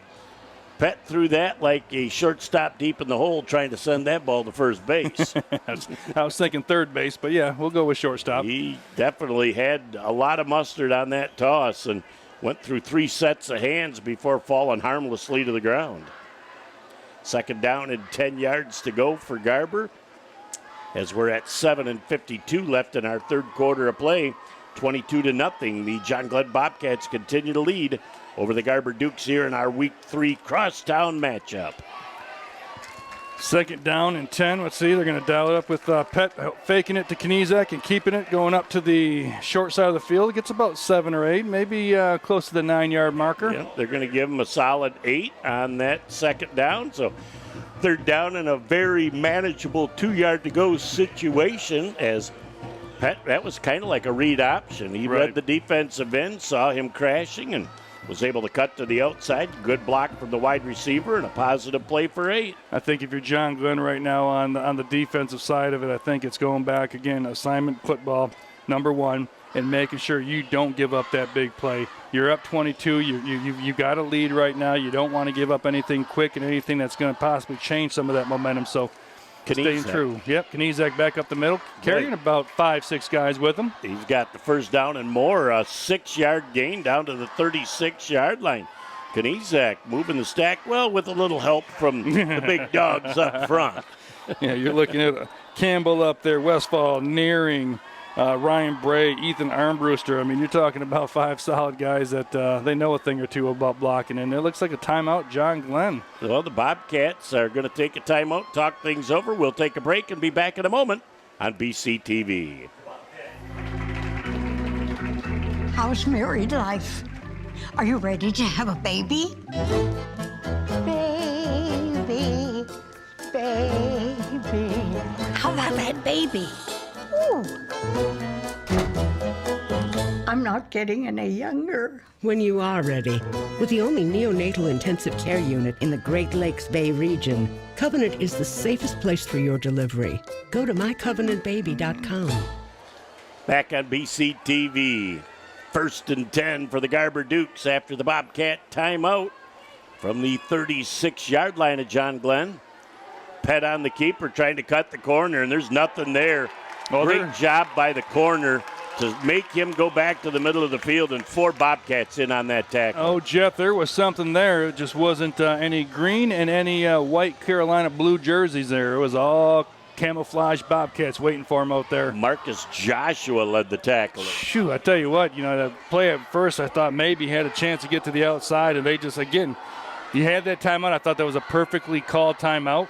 Your guys were getting pushed down a little bit, regroup, and then remind them, hey, this is what we're playing for. This is what's at stake here.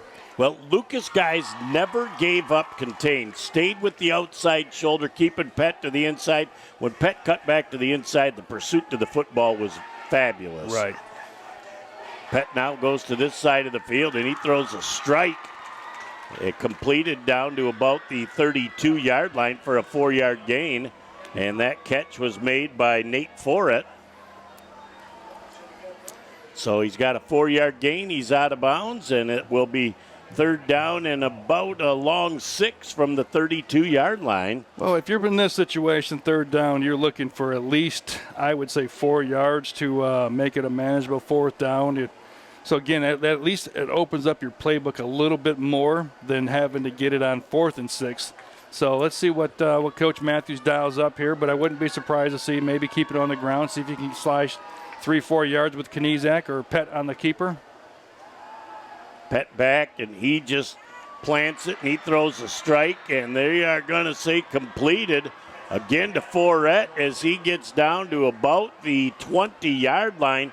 What a great pass and catch from Pet to Forret. Well, Forret's got some size out there, about 6'3", 6'4", so he's got himself a big target for him. And, you put that ball right where he has the only one to get it, there's a good chance that Nathan's going to come down with it. So great pass, great catch. Great timing on the play as Correct. well. So Pet ran to freedom because the blitz was coming from the backside, but he rolled away from it, found time, really planted himself well, threw on the run, and threw a strike. 1st and 10 for the Garber Dukes. There's Pet once again, and they're trying to make the pile move. It's like a rugby scrum out there, and minimal gain of maybe a yard that time for Pet. And a late flag. Oh, this is where you got to maintain your composure. Again, back into the whole rivalry aspect. Looked like Westfall may have lost his helmet again. That's exactly right. Now, let me ask you a question. On a penalty, if it's taken off of them by the other team with a penalty, there's another penalty. Flag marker going up in the air. That was thrown with some emphasis. That was thrown up about 15 feet in the air. That was thrown by one of my longtime officiating partners, and that is thrown with purpose. So my question back to my Mr. Official on this, with the penalty being called, if your helmet is yanked off by the opposing team, in this situation we're not sure, but in the event that it's pulled off, does that player have to still go out? No. Okay, so as long as if it comes off naturally. Right. If they take it off and your nose comes with the helmet, as long as your nose is somewhat intact, you get to stay. I'm waiting right now. Did I miss the signal? We're watching it right now. We've got a personal foul against the John Glenn Bobcats and a personal foul, and they offset, and we're going to replay the down. And we got a third one for good measure. And And that an unsportsmanlike will get marked off. Well, and the unsportsmanlike comes with they write that number down. If the player gets a second one, they get ejected. So big difference between personal foul and unsportsmanlike. So by the time they sort all this out, they're at the 20-yard line. They're going to go down to around the 10, and it's going to be a 1st and 10. Should be about half the distance, which is the 10-yard line. It should be 1st and goal. So they have offsetting penalties and then a dead ball on sportsmanlike conduct. The penalty makes it 1st and goal for the Garber Dukes. Well, we talked about this before. A lot of the games that we've done with the rivalries, whether it's Garber, Glen, basketball, girls basketball, football, Central, Western, Glen, we always talk about that composure component. And I think right now, I thought the timeout was good. I thought John Glenn came out with a good play on their first time out of the timeout. But this is where they're really going to have to talk to this defense. Pett on 1st down on the keeper, and he's inside the 5 down to about the 2-yard line. Tough run. With a great run, and he did most of that on his own, Jason. There was not a whole lot of O-line out in front. No, they opened up the first little hole where he was able to get through. Then it was just determination. So 2nd down and goal from the 2. Is he shaking his hand? He might have got a helmet on the hand. And it's his throwing hand that he's flexing right now. So I think this is Chuck Knox here on 2nd down. This is ground Chuck. Think he's giving it to Kurt Warner? 2nd goal. And a little mix-up in the backfield. Pett's going to try and keep it. Throwing it at the last second in the corner of the end zone. Keeping his tootsies inbound was number 2, Cade Wallaker. It is a Garber Duke touchdown. I tell you. You were waiting. There's 2 things there. So that, A, was a botched run. Yep. So my focus starts going to linemen downfield. Yes. Because if they're thinking it's a quick handoff, there's a good chance that one of those linemen are looking to hit somebody. So to be able to get out there, toss the ball to an open Cade Wallaker in the end zone, a lot of kudos to that line. When you're on the 2-yard line, you don't got to worry about offensive linemen being 8 yards deep into the end zone, though. So that's something else you think about. But what a huge score for Garber. Well, you never know. Maybe they're going back for the s'mores. Maybe they're heading that way to the little camp. I don't know. That fire got turned off back there. Well, it's 22-0. Might have been one of those gas fires that they just shut down. We'll have to check on it, but trying to get things going into the end zone. The 2-point conversion is complete to number 3, Isaac Thiessen, and it's good. Time out on the field with 5:08 left in the 3rd, 22-8. Oh, Nelly, we got ourselves a ball game. Back in a moment on BCTV. High school sports are meant to be fun. We love to represent our school, and we care about our sports. We know you do, too. And because we all care, it can sometimes get intense. So here's our perspective to make the experience more fun for everyone. We know it's easy to react and yell during games, but we all make mistakes. It makes the game more enjoyable when we hear you cheering positively. Referees are human. Respect their decisions. They aren't perfect. When you feel like yelling at an official, remember that you are representing our school. As much as we want to win, just remember to keep the energy positive towards all. During the season, we spend a lot of time with their coaches. They have a tough job. You can support them by accepting their decisions. And being thankful for all the time they have devoted to making us better. Showing empathy and support to everyone involved is important. Remember, you are the ones that set the example. Thanks for coming to our games, taking us to practice, and always supporting us. We couldn't do this without you. We couldn't do this without you. We couldn't do this without you. We couldn't do it without you. Back here on BCTV as the Garber faithful, including the cheerleaders, have a little something to finally get excited about as they're back into this ball game down 22-8 with a quarter and a half of football left. Big drive, again aided by a couple of penalties from John Glenn. We're going back to big possessions. So now second offensive possession for the Bobcats. Let's see if they can get back to what they've done so far really well, which is pound the ball. As that kickoff goes deep. I'm trying to come to the near side of the field, looking for a seam. Sliding to the outside at the 35, at the 40, all the way to midfield. That is number 15, Hilborn. If I'm not mistaken, there's a little yellow hanky down there. And Hilborn came down afterwards, and he's on the sideline right now, and he's hurt. But if you saw a penalty flag down at the end, I thought so, but maybe he's giving a little warning right now to the sideline. I don't know if that was what the... All right. We got a sideline warning. Just a warning. Against the John Glenn Bobcats. That's just the first. No penalty incurred. So I did see the yellow hanky. That was good. Man, my eyes are good from...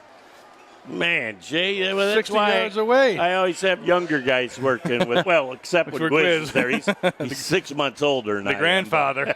Grandfather Gwiz. So great starting field position for the John Glenn Bobcats at midfield. Single back with twins to the near and far side. That handoff goes to the middle, and Westfall just gobbles up the runner. And we got another ankle injury by the Bobcat runner.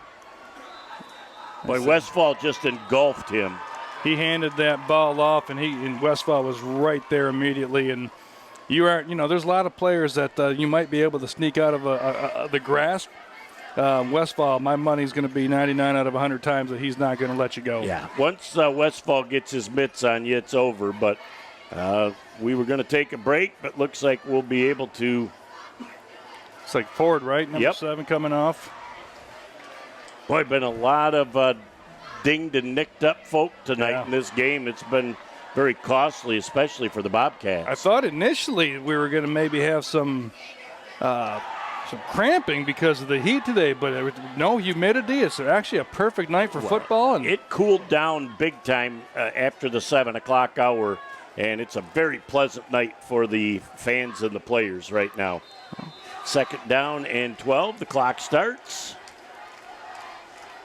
Another high snap. Oh, Buzzard with a strike and a beautiful pass that's complete here on the near side. Going to come back. Number 8, Lucas Guys.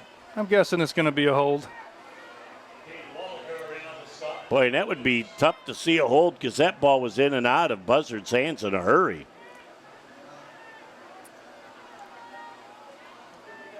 Oh. A hand to the face, maybe.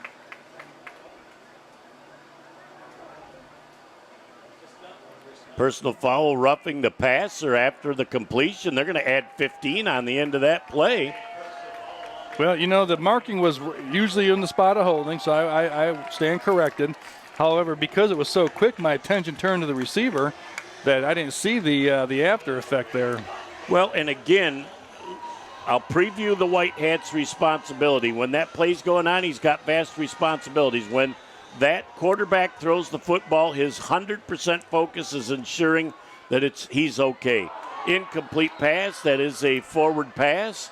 And fortunately, it was a forward pass because that bounced perfectly right into, I believe, Peaster's hand. So well, and I think the receiver there, Jason, was a little flat in that route. So I think that Buzzard was trying to throw that ball a step farther downfield when the receiver, Blake Francis, could not get his hands on it. Second down and 10. Going quick, too, with just under 4.5 left here in quarter number 3. Buzzard again looks downfield, looks away, and nothing going on. Great defense that time by Cade Wallaker. Yeah, great defense right there.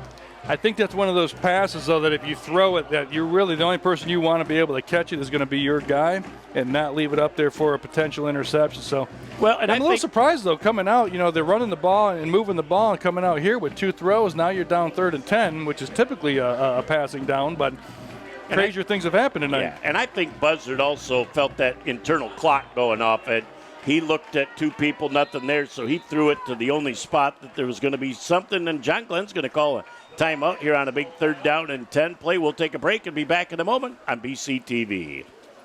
For over 75 years, Frank's Great Outdoors has served as the Great Lakes Bay region's premier hunting, fishing, and outdoor shopping destination.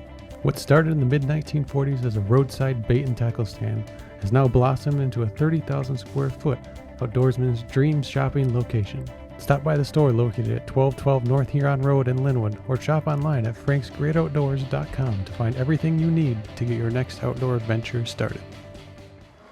Back here on BCTV as we've also got the Tigers on alert here as through 8 innings they've got a no-hitter going. We're going to be with fired. A bunch of people, and we're going to find out. Be 3rd down and 10. Buzzard back to pass. He steps up in the pocket. He launches one deep into the waiting hands of a wide receiver. It is a John Glenn Bobcat touchdown. Unbelievable. Again, we talked about that twice where the defender almost waiting for it to come down, and then Arocha just keeps running and fouls the ball right into his hands. Well, and Buzzard threw that ball again in a spot where only his wide receiver was going to get it or it was going to be incomplete because Arocha really ran to the football. Right.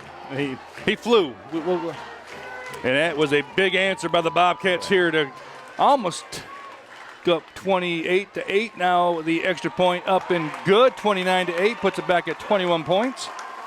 Boy, with the Garber answer to start the third and the Bobcat answer back, it's back to a 29-8 score with still 4:16 left in the third. Back in a moment on BCTV.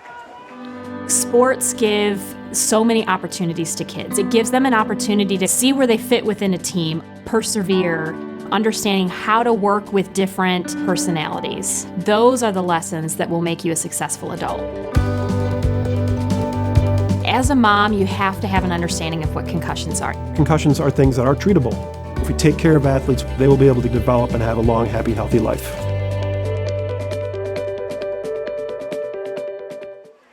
Back on Bay County TV as both teams with a score here in the third quarter. Look at Derek Boones. That young man just flies down the field, effortlessly. I never liked officiating with him because he could go at his slowest speed and his feet and legs are about 8 foot long and he takes 2 strides to my 15. So, he sprints down and then it goes back to the sideline and to be young again. It is kickoff time for the Bobcats.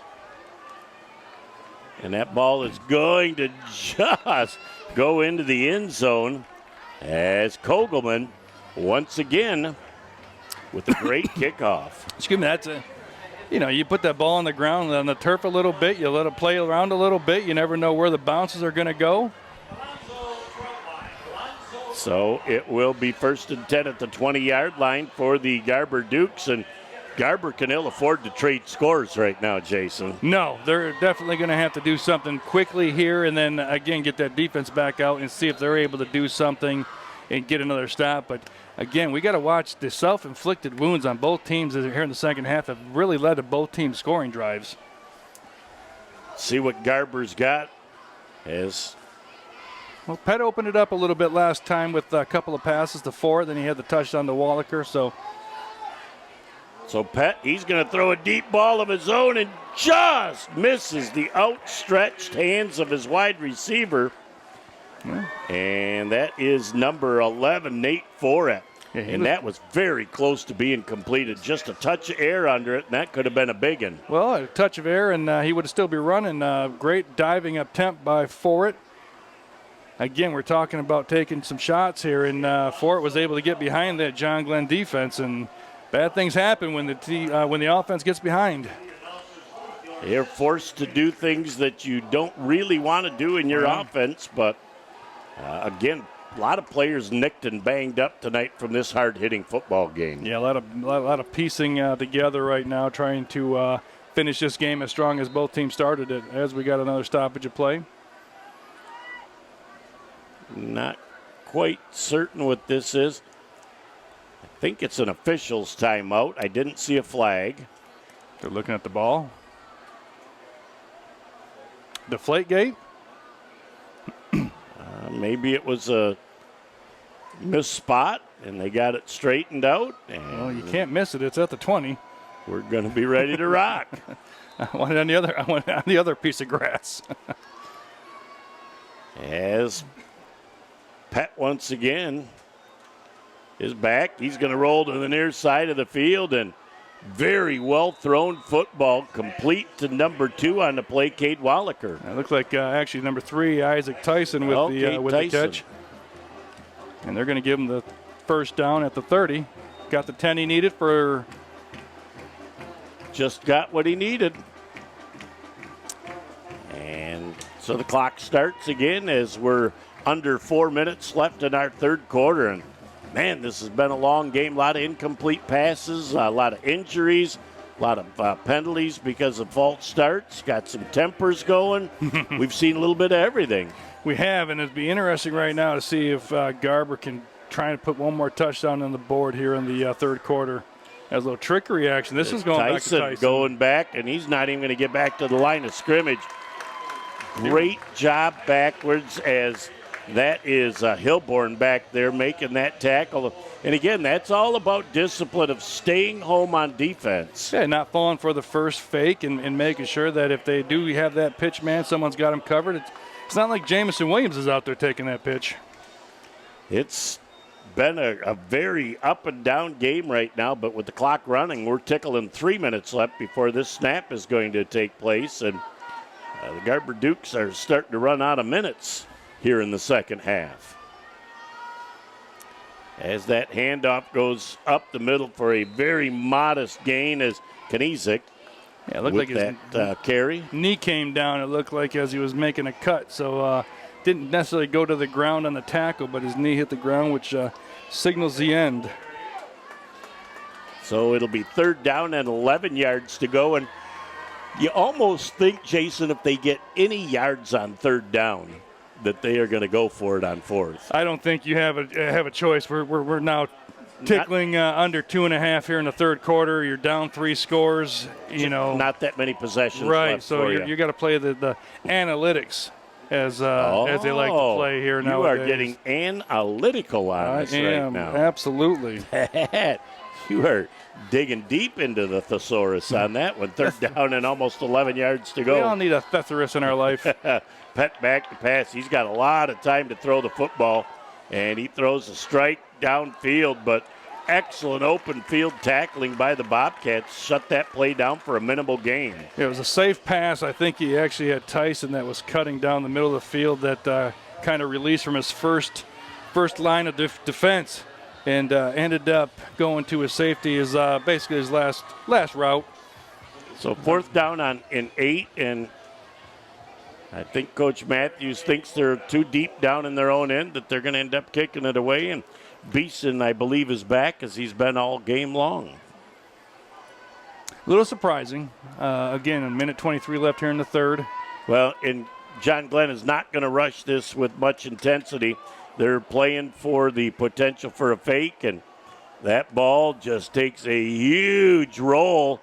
And we're going to have to wait and see. They told the chain gang to hang on. Did we have a penalty flag here at the 46-yard line? Yes, we did. They're all looking at each other like, who did it? Who did it? Says the guilty one. Well, and when that ball was where it was at, Beeson should have just been yelling fire or whatever his key word is for everybody to get away with it and just let it roll. He didn't feel like he could pick it up clean and didn't want to make a mistake, so very smart decision that time by Beeson. Yeah, it's almost one of those things where you almost just go back to your base defense and don't worry about a return man. You didn't, having that situation is not what you want, risking a muff, risking a fumble. So the 5-yard variety, as I asked earlier. It was kind of, normally when that is, it's more like a hands to the face without the continuation of the grab. And so that'll at least give him a little 5 spot after the end of that play.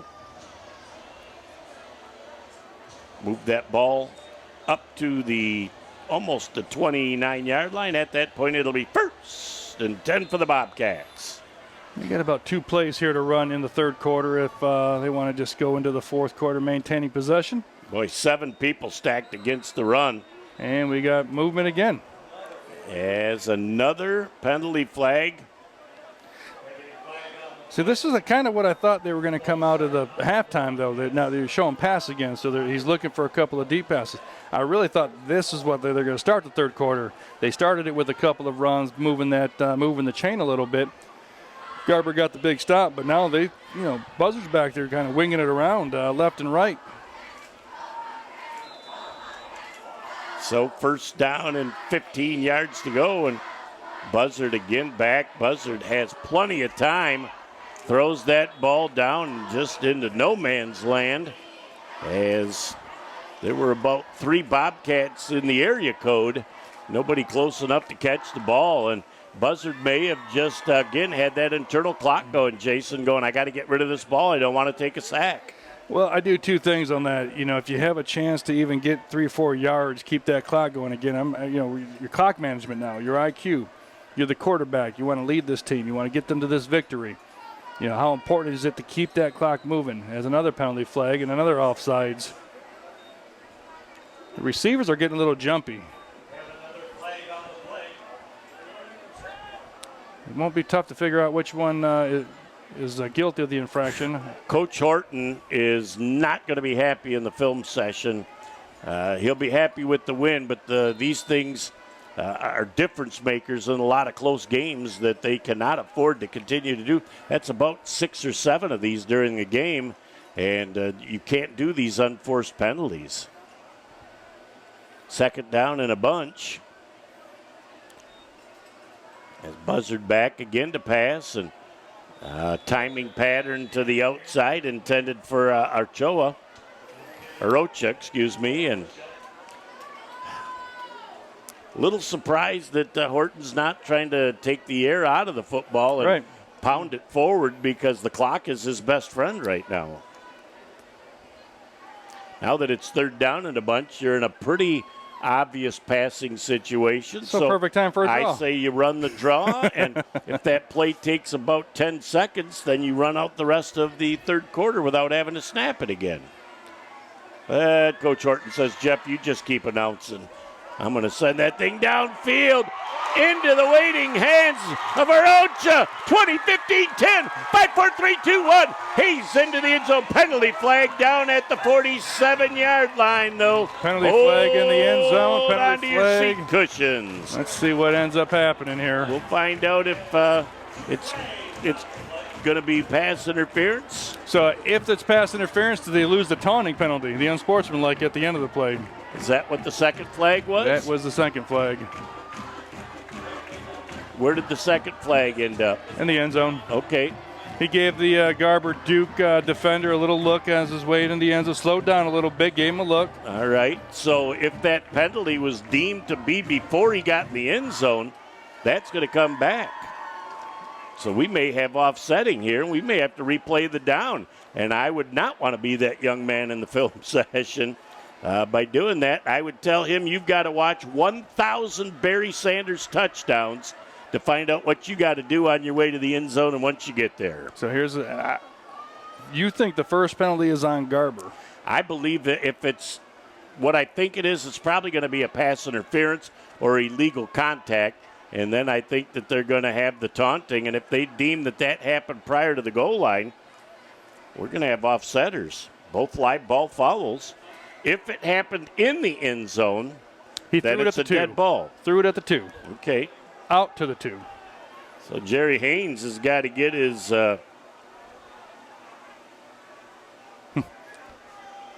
personal foul, roughing the passer against the defense. That's illegal touch. So we got illegal touching, and that's declined. And then we have the dead ball. Unsportsmanlike conduct, and that will go against Arocha. So I didn't see, again, I'm not looking at the quarterback. That ball was in the air, found Arocha. It was great watching that. I saw the end. I wasn't sure what we saw out here. So the illegal touch again. So they're telling me that Arocha was covered, and now it should be a loss of down if everything comes out as it did earlier in the game. These officials are earning their paycheck tonight and their steps. And look at Derek Boones. He just kind of cruises back down the field, 45, 50 yards, like, it's nothing bad. Yeah, they're going to go all the way back to the 10-yard line. And it should be the loss of down on the illegal touch. We're going to find out it's third down once again.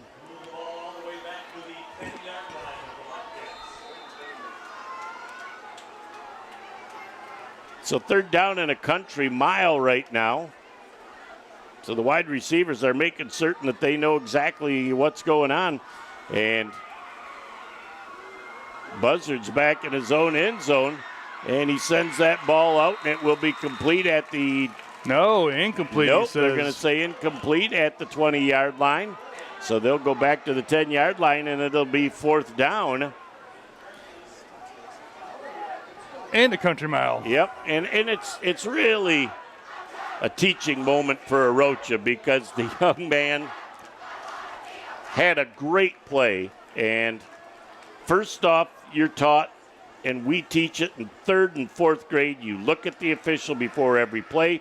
You signify you're on or off. I want to be off. The official will tell you whether you're on or off, and you move that. So really, to see that multiple times in this game in week number 3, inexcusable by the receivers, and it will result in a punt for the Bobcats. Well, you mentioned it a minute ago. It's very important to understand. And no flag.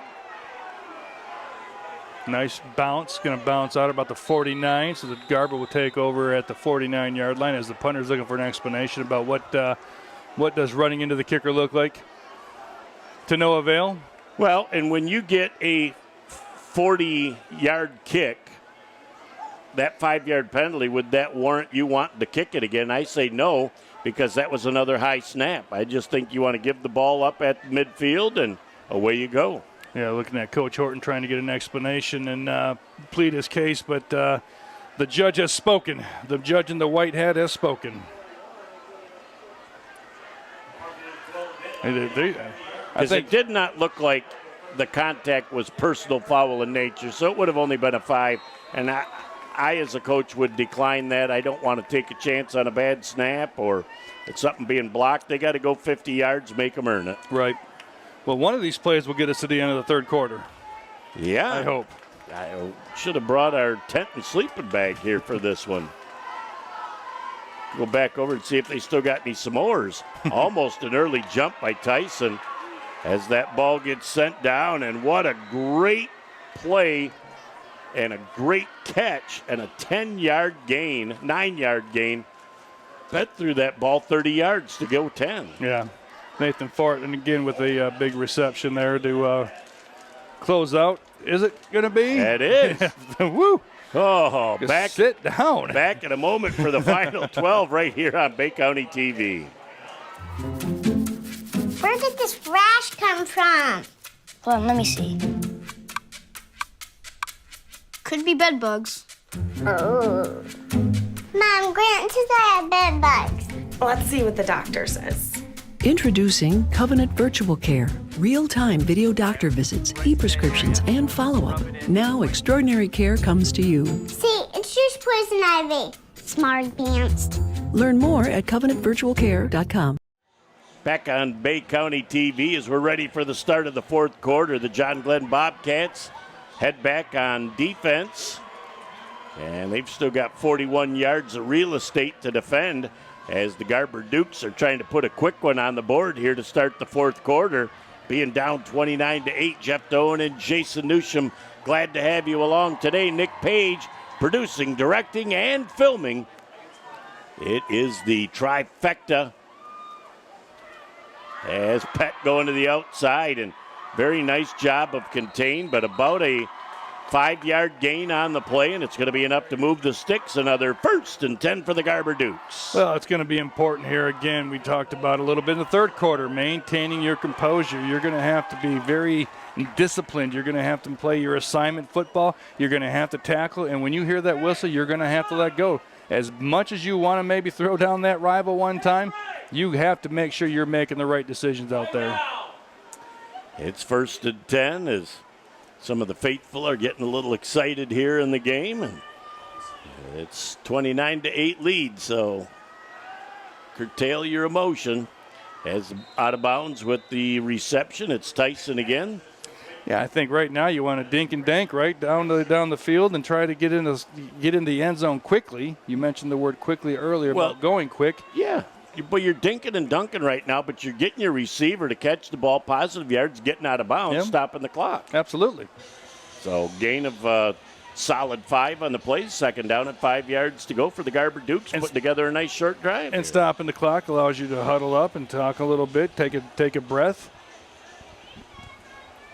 up to the line of scrimmage they come once again.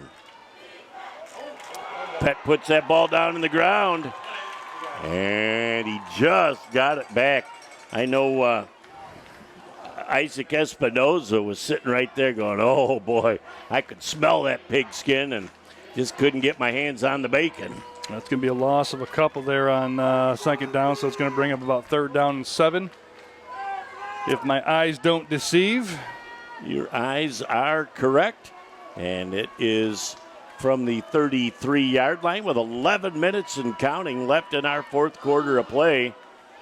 The Garber's got to have a little sense of urgency, even if you're huddling up here, as they're starting to run short on time. Tyson in motion to the wide side of the field.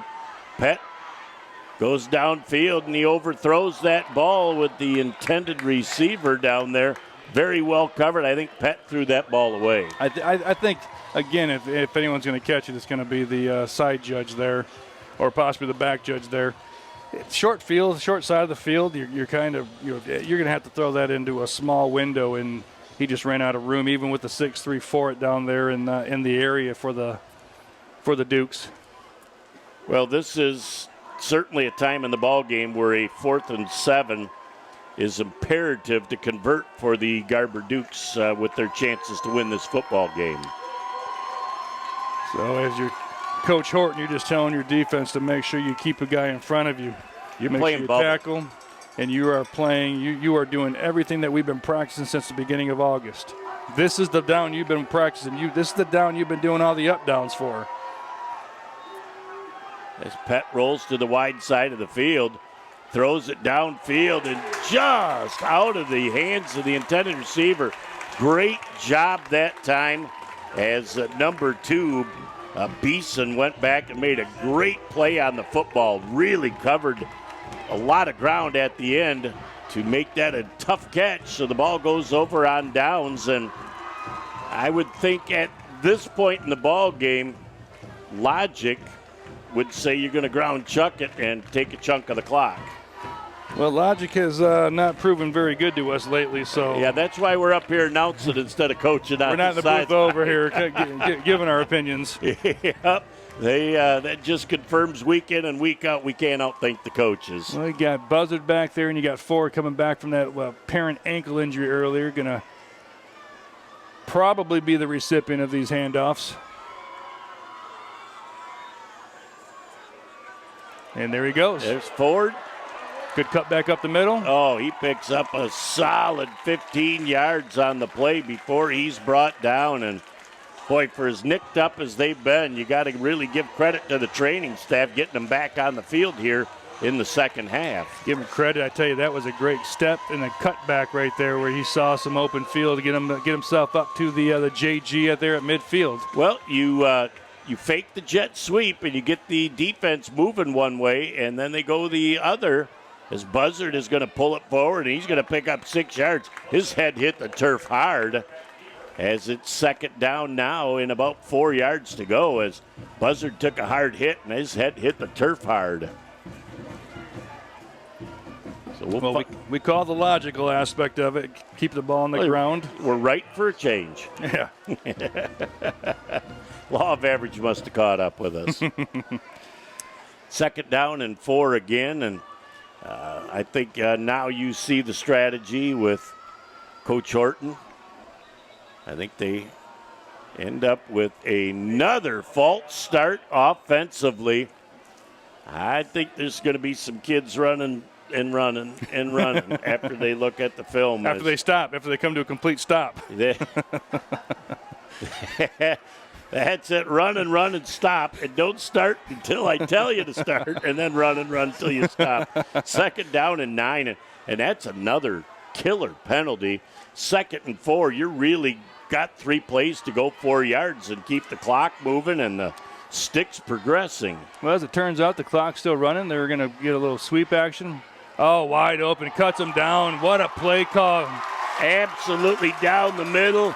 Blake Francis into the end zone. John Glenn Bobcat. Touchdown.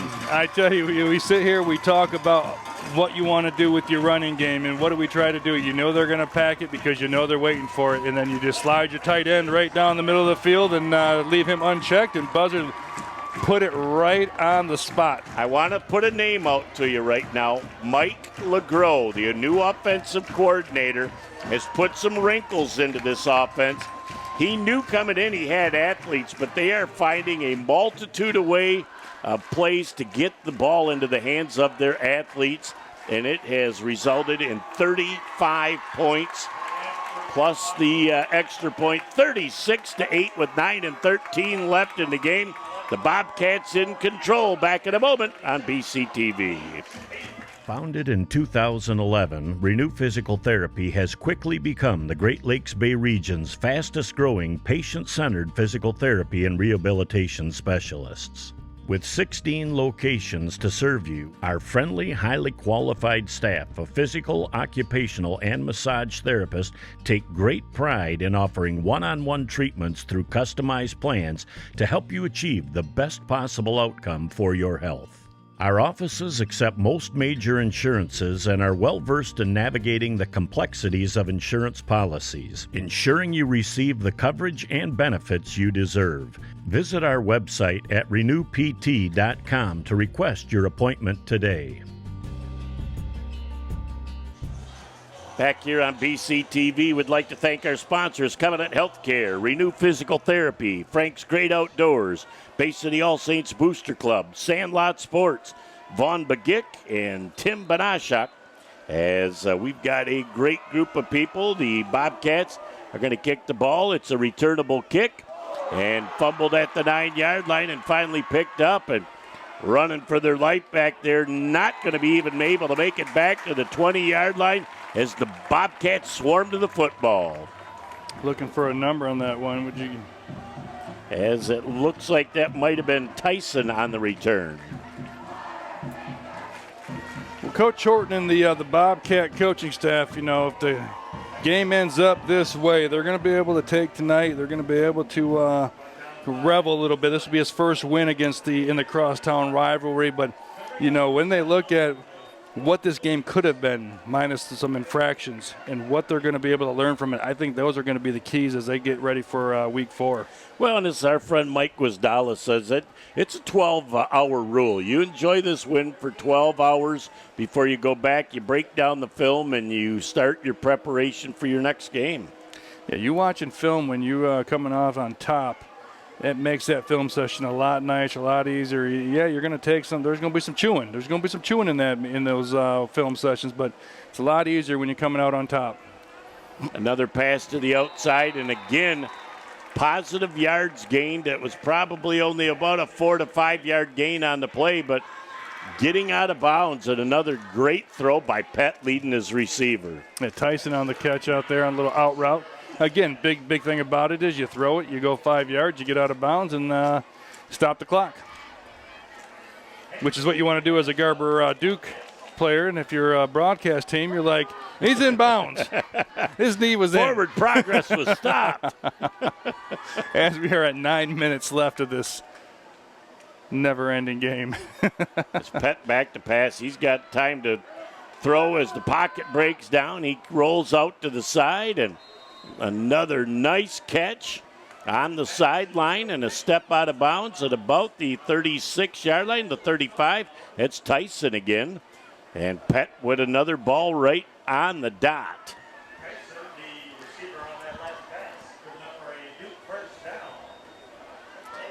Again, we talked about this a little bit ago. If you're John Glenn defense, you keep the receivers in front of you. You can give up 5-6 yards at a pop. You're sitting at a 36-8. You're up 28 points. 4 touchdowns for you mathematicians.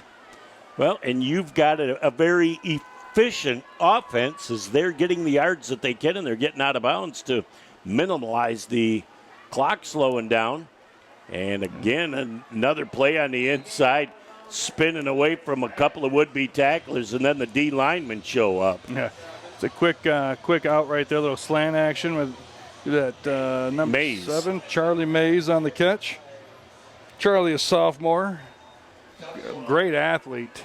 We haven't had the pleasure of calling his name, but that'll be a name we're going to be calling for all of the Duke sports in the winter and in the spring. His Pet's really going to get an arm workout here as his legs work out too, going to the sidelines and incomplete pass through the hands of the receiver, which was number 11, Fourette. I think Derek's getting his arm warmed up out there from that throw from 15-yard toss to the 41. It's again going to be a third down and about 3. Let's wait for the penalty. Let's wait for the penalty. Missed that flag. I said Derek's getting the arm warmed up out there through a 15-yard flag from the 26 to the 41. There it is sitting down there. Get a little toss right there. So got a little hold action, a little tug. So 5 yards. It's going to be a 10-yard penalty and a move of the sticks. Not an automatic, but the result of the play was a first down. From the 48-yard line of the Bobcats, it'll be 1st and 10 for the Garber Dukes. Oh, they got to be 11. You know, they're getting chunks of yardage right now, both on the passes and on the penalties. So and the clock stopping. So with 8:17 left, 1st and 10 on their side of the field. Again, you can end by doing a lot of nice things. Another incomplete pass just over the intended receiver, Tyson. It'll be 2nd down and 10 yards to go, and I don't know. I'm sitting next to the clock operator, and he's doing a great job, but that clock's just not moving fast enough for us. Take nothing away from your job. You're awesome. Doing a great job. You're doing great. But whoa, Nelly. I think I'm going to have to click my heels together here, but it's going to be almost midnight. We had an over-under on end of games last year, and we were pretty close. As again, the receivers from Garber really being close together as that ball is going to be picked off by the John Glenn Bobcats. Really just going up and taking it away, and that is number 1, Hankinson. I tell you what, again, you have your receiver and the defender. Good offense and good defense. Earlier we saw a good defense win and outscore their offense. Again, we saw good defense. Both guys had a chance to come down with it. Because who was going to be stronger in that split second when they both went up, put their hands on it? Yep, Hankinson did a great job of going up and fighting that ball away because dual possession would go to the offense there. And so they were setting that play up with all these little short outs, and they were trying to get that one more time, fake it to Tyson, and hopefully get Ford, maybe get that corner to jump a little bit and then let Ford get behind him. But give Hankinson credit. He stayed to responsibility, kept him in front of him, and came up with the big interception. And they're going to try a flea flicker down the field, and it is incomplete as Hilborn threw a pass. He tried the jump pass there. He's Tim Tebow in it from 40. Tim Tebow did that at the 3-yard line. 2nd down and 10 yards to go with 7:58 left, and in our 4th quarter, this might be the longest half of football we've had in a long time, Jason. Well, I think we can both agree. A little surprised on the toss. However, as they come to the near side of the field, and nice job of cutting back inside. You don't want to get pushed out of bounds and stop the clock. You're going to pick up a gain of about 6 yards on the play. So it will be 3rd down and a short 4-yard to go situation with the clock continuing to run, and another injury here for the John Glenn Bobcats. They're just carrying him off. Yeah, coach knows at this point. Boy, I'll tell you, the training staff for John Glenn has been very, very busy tonight. I was going to say, can we give credit to anybody? Is there a trainer that's listed on there? Caitlin. Yeah, we're going to go with Caitlin. Caitlin's having a great game down there on the John Glenn, getting those athletes. Tristan Westfall just blew that play wide open. Loss on the play. It will be 4th down and about 7 yards to go. Let me ask you a question now, Jeffrey. Yeah. You're Garber. Maybe next year, maybe 2 years from now. Do you remember the the jump pass? Absolutely. Is that something that you're going to remind your players? Yep. That's just part of the rivalry. And, I love Garber it. has owned the rivalry for, the last 4 or 5 years. So John Glenn getting that chance. And, again, a very low snap. Very nice job to get that kickoff. And it's a short kick, but it takes a great Bobcat bounce. And we'll go down at the 49-yard line. So it'll be a short field again for the Garber Dukes here with 6:34. And I hope Pet's arm didn't get too cooled off because he's going to be gunslinging back in a moment.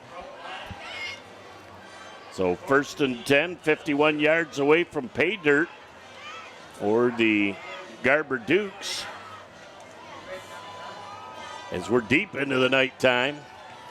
9:30. We still got over half of the fourth quarter to play with. Comeback's on. We've got a comeback in us right now.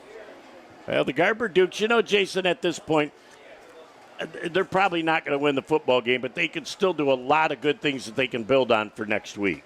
I think you're going to break this game down into to various parts. Obviously, in the third quarter, they won 8-7, right? So they did some good things in that third quarter, and they're going to look as a nice run up the middle. I didn't see the number on that one. Like Pesteru. Number 17 is Jack Pestrew. Yep. And so he's getting an opportunity to run the football, and he picks up a solid 7 down to the 44-yard line. Yeah, so I think, Coach Matthews and his staff will break this game down and into parts, into portions, things that they did really well. And I thought they looked at that third quarter, and, you have a chance. They won the quarter 8-7. Take that as it is what it is. You got down a little bit early. The first 2 drives put you down 15, but your defense started doing some really good things. Just stopped short of the first down marker once again as the Bobcat defense knocks down Pesteru again. Well, you did say that you were worried about Pet's arm, so they gave him a couple of opportunities there to hand it off to bring it to a 3rd and 1, and I would say maybe this would be a run option with the quarterback to get the first down. How about a little Valentino Solano? Look at you. On that tackle. Valentino, Rudy making it happen. 3rd down and a short yard to go as they're going to hand that ball off once again for a huge hole up the middle. And a great run once again by Pesteru. Move the sticks, another 1st and 10 for the Garber Dukes. And the clock's rolling. And we just talked about, this drive right here and what you can build off of it. Again, the season's not lost here in week 3. You're going to try to bounce back as quick as you can. They had that tough loss to Powers last week, but they're not a bad football team. There's a lot of things, again, positive that they can take away from it. They're just going to, the first 2 drives they're going to go back to, giving up those 15 points. They gave up 15 earlier, and that may have somewhat changed their offensive strategy going into this game. Yeah, a little bit. As Pet's back to pass, and again, he's got time to throw. He puts that thing deep downfield and might be picked off again. And it is, and a penalty flag. And that is number 3, Rocha. On the interception. Let's see if it hands or see maybe it's after the. It was Guys. Guys with the interception? Okay. Folks, you're going to have to excuse our ability to read these numbers as you are seeing them on your screen is the benefit of the cameraman, Nick Page. But let's see what the penalty is. We are first down. Then we got a dead ball personal foul against the defense. So they'll add that on to the what comes out to the 20. So they'll go another 15 from the 20. Yep, they'll go to the 35. And at that point, it will be 1st and 10 for the John Glenn Bobcats. I think they just had a quick huddle on the sideline there. John Glenn did and said, hey, this is what we're going to do. We're going to finish this game off in this fashion. And, give Pet some credit. They know he threw a couple of interceptions tonight, but, a couple of them were just taken away by the defense. Credit to those guys, but not great. Not poor throws isn't what did him in. And I think that, again, what you have the ability to build off of. Well, and what I'm saying is the defensive backs did a tremendous job of going up and getting some 50-50 balls, and that's encouraging.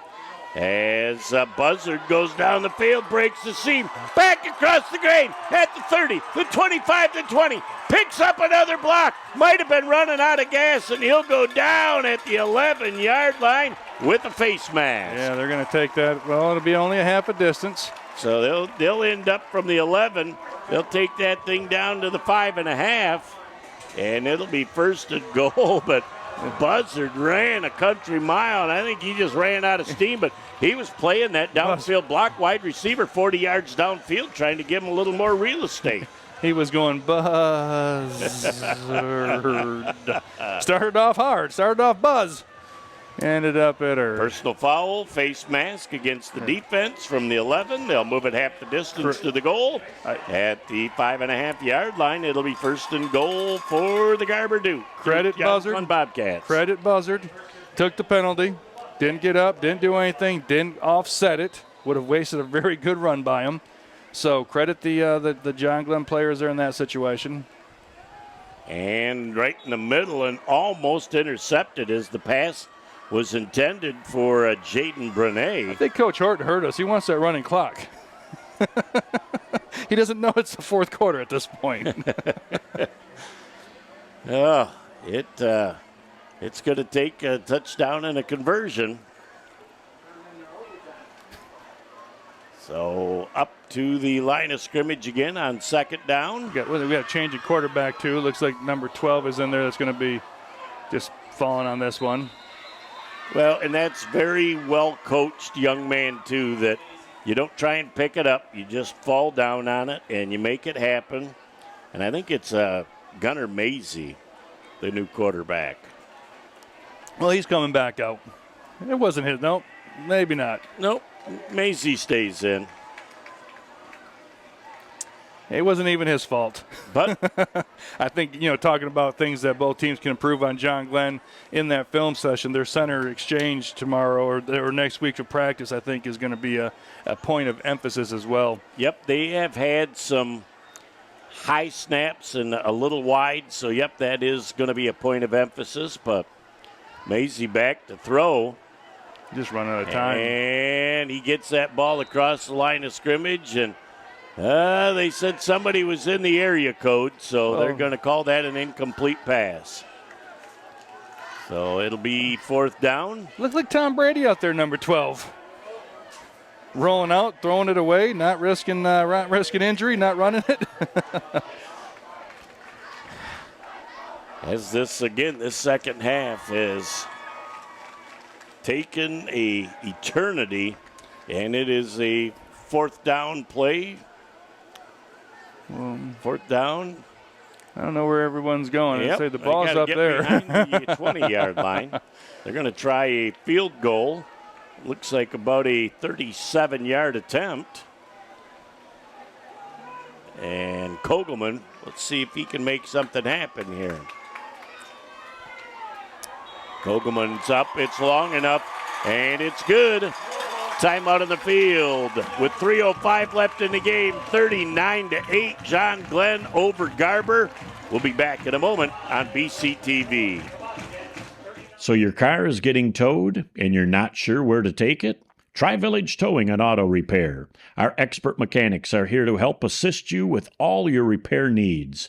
We have over 30 years of experience with motor vehicles, so you know you're getting the best work that you can find. Stop by the shop at 2377 South Huron Road in Coquitlam or give us a call at 989-684-9607. Back on BCTV with 3:05 left in the fourth. That's 39-8. John Glenn over Garber. And the kickoff by Kogelman. And that is going to be taken on the 10-yard line by the Garber Dukes, and they're going to get back up to about the 20 and meet a whole lot of Bobcat Nation.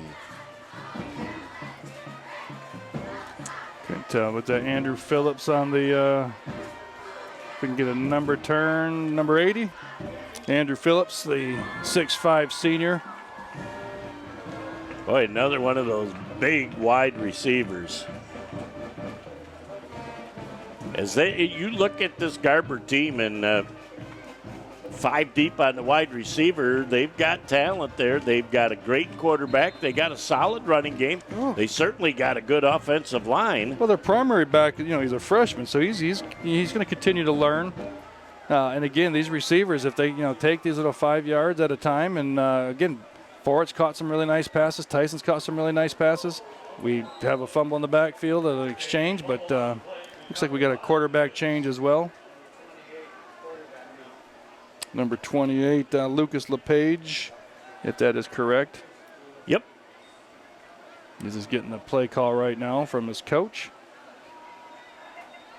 As the John Glenn defense, both teams have put a ton of energy into this football game tonight. And you wake up giving energy on game day when it's Garber Glenn. So, this is you're looking at almost exhaustion at this point. Well, and you're going to have a lot of sore kids in the morning too. This has been a heavy hitting football game. As the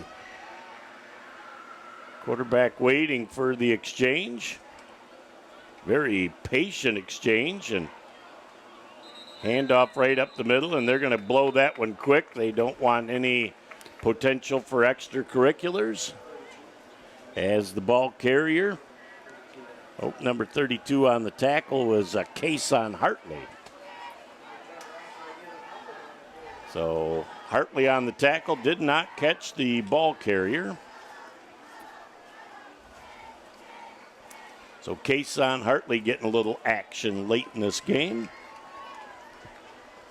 And we're down to 1.5 minutes left in the game. As the Garber Dukes seem content to just take their time at this point and try and get out of this game as healthy as they are right now. A handoff right up the middle again and stonewalled at the line of scrimmage. Yeah, opportunity for some of the Bobcats to be running on the field. It looks like number 17, Peaster, was the ball carrier for the Dukes the last couple of carries. But the Bobcat defense getting a couple of opportunities to roll some players in.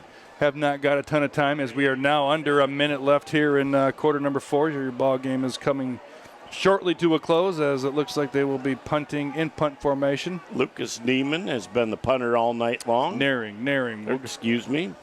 We'll go with Naring on that one. All right. The R gave it away.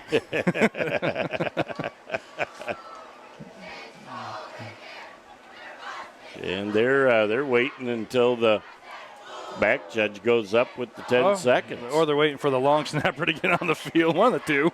Or both. Yes and yes. So a good exchange. The ball nearly blocked. And nobody back for John Glenn. They're just going to let this thing roll around, and it comes dead at the 41-yard line. And with 8 seconds left, I wouldn't have touched it. I wouldn't have touched it. I would have let it just roll. Well, they got to at some point blow it dead, but I would think victory formation and a knee would be in order here to close this one out. We've been stymied a couple of times before, so. Now, if this was a sub-varsity game, they set the ball down and the clock starts, but at the varsity level, it's a little different. So it does look like Buzzard back in, maybe to take the snap. The opportunity, again, he's been in these games as the formation sets up. Not necessarily your traditional victory formation, Jeff. Yeah, they're going to do it their own way. As Buzzard is going to take and throw that thing downfield with 3 seconds left in the game. Does that mean the clock stops? That means the clock stops once again. And I can see some steam rising on the side of the Garber Duke side of the field. Well, as, again, we thought we'd have victory formation, and maybe no matter what this play is, unless there's a penalty, it shouldn't take over 3 seconds. Now they're going into victory. There's the V. And that's all there is. There is no more. The final score in the ball game, the John Glenn Bobcats 39, the Garber Dukes 8. We'll be back in a moment to put the wraps on this one on BCTV. For over 75 years, Frank's Great Outdoors has served as the Great Lakes Bay region's premier hunting, fishing, and outdoor shopping destination. What started in the mid-1940s as a roadside bait and tackle stand has now blossomed into a 30,000 square foot outdoorsman's dream shopping location. Stop by the store located at 1212 North Huron Road in Linwood or shop online at franksgreatoutdoors.com to find everything you need to get your next outdoor adventure started. Back at our Frank's Great Outdoors post-game wrap-up, Jeff Doan and Jason Newsham. A game that 2 quick touchdowns by the John Glenn Bobcats, and a lot of back and forth in the game, but John Glenn really never looked back. No, I think those first 2 possessions that they had, they put up 15 points quick in the first 2 possessions. Really kind of took Garber maybe a little bit out of what their offensive rhythm, maybe what they wanted to establish, which we know is the running game. But when you find yourself down 15-0, it's really tough to continue with it. And then, of course, you go out down into halftime, giving up the touchdown right before halftime to make it 22-0. That changes kind of your second half approach. But credit the Dukes. They came out, they got the stop that they needed. John Glenn had an opportunity coming out of halftime to add that momentum from the first or the last touchdown right before halftime. So they got the stop, they turned around, they got the score, and they did some good things, and then John Glenn countered their touchdown with another one of their own to put them back up 28-8. So a lot of good things were happening out there. But I tell you, they just couldn't stay with what they wanted to do. And it's a shame because their first 2 runs, the freshman Knizak had, they got a first down. They were kind of moving a little bit and then stalled. And then again, give credit to John Glenn's defense. Well, the Bobcats injury report will be moving forward something that we really have to keep an eye on because they got banged up pretty hard tonight. Well, Braden Lee comes out. I believe it was the first play of the game or second play of the game, and then they lose Boyk, and he does not return to the game. And they were missing a couple of guys here and there. So, it's one of those things where this is a hard-hitting game. It's a rivalry. Garber's kind of owned it the last couple of years, so they were bringing everything out. We talked about, when you're in this game, you wake up pretty intense, pretty ramped up. You go to school, and it just continues to fuel. And right now, at the end of the game, with a rivalry mindset, you start dwindling down. You're running on empty. Quote Jackson Brown. Well, the Bobcat Nation, the victory celebration will go well into the night. A hard-fought victory and a great win for the John Glenn Bobcats puts them at 2-1 for the year. A lot of good things from the Garber Dukes will come out of this game tonight, even though they didn't win. That about puts the wraps on our Frank's Great Outdoors post-game show. Have a great night. We'll look forward to seeing you next week.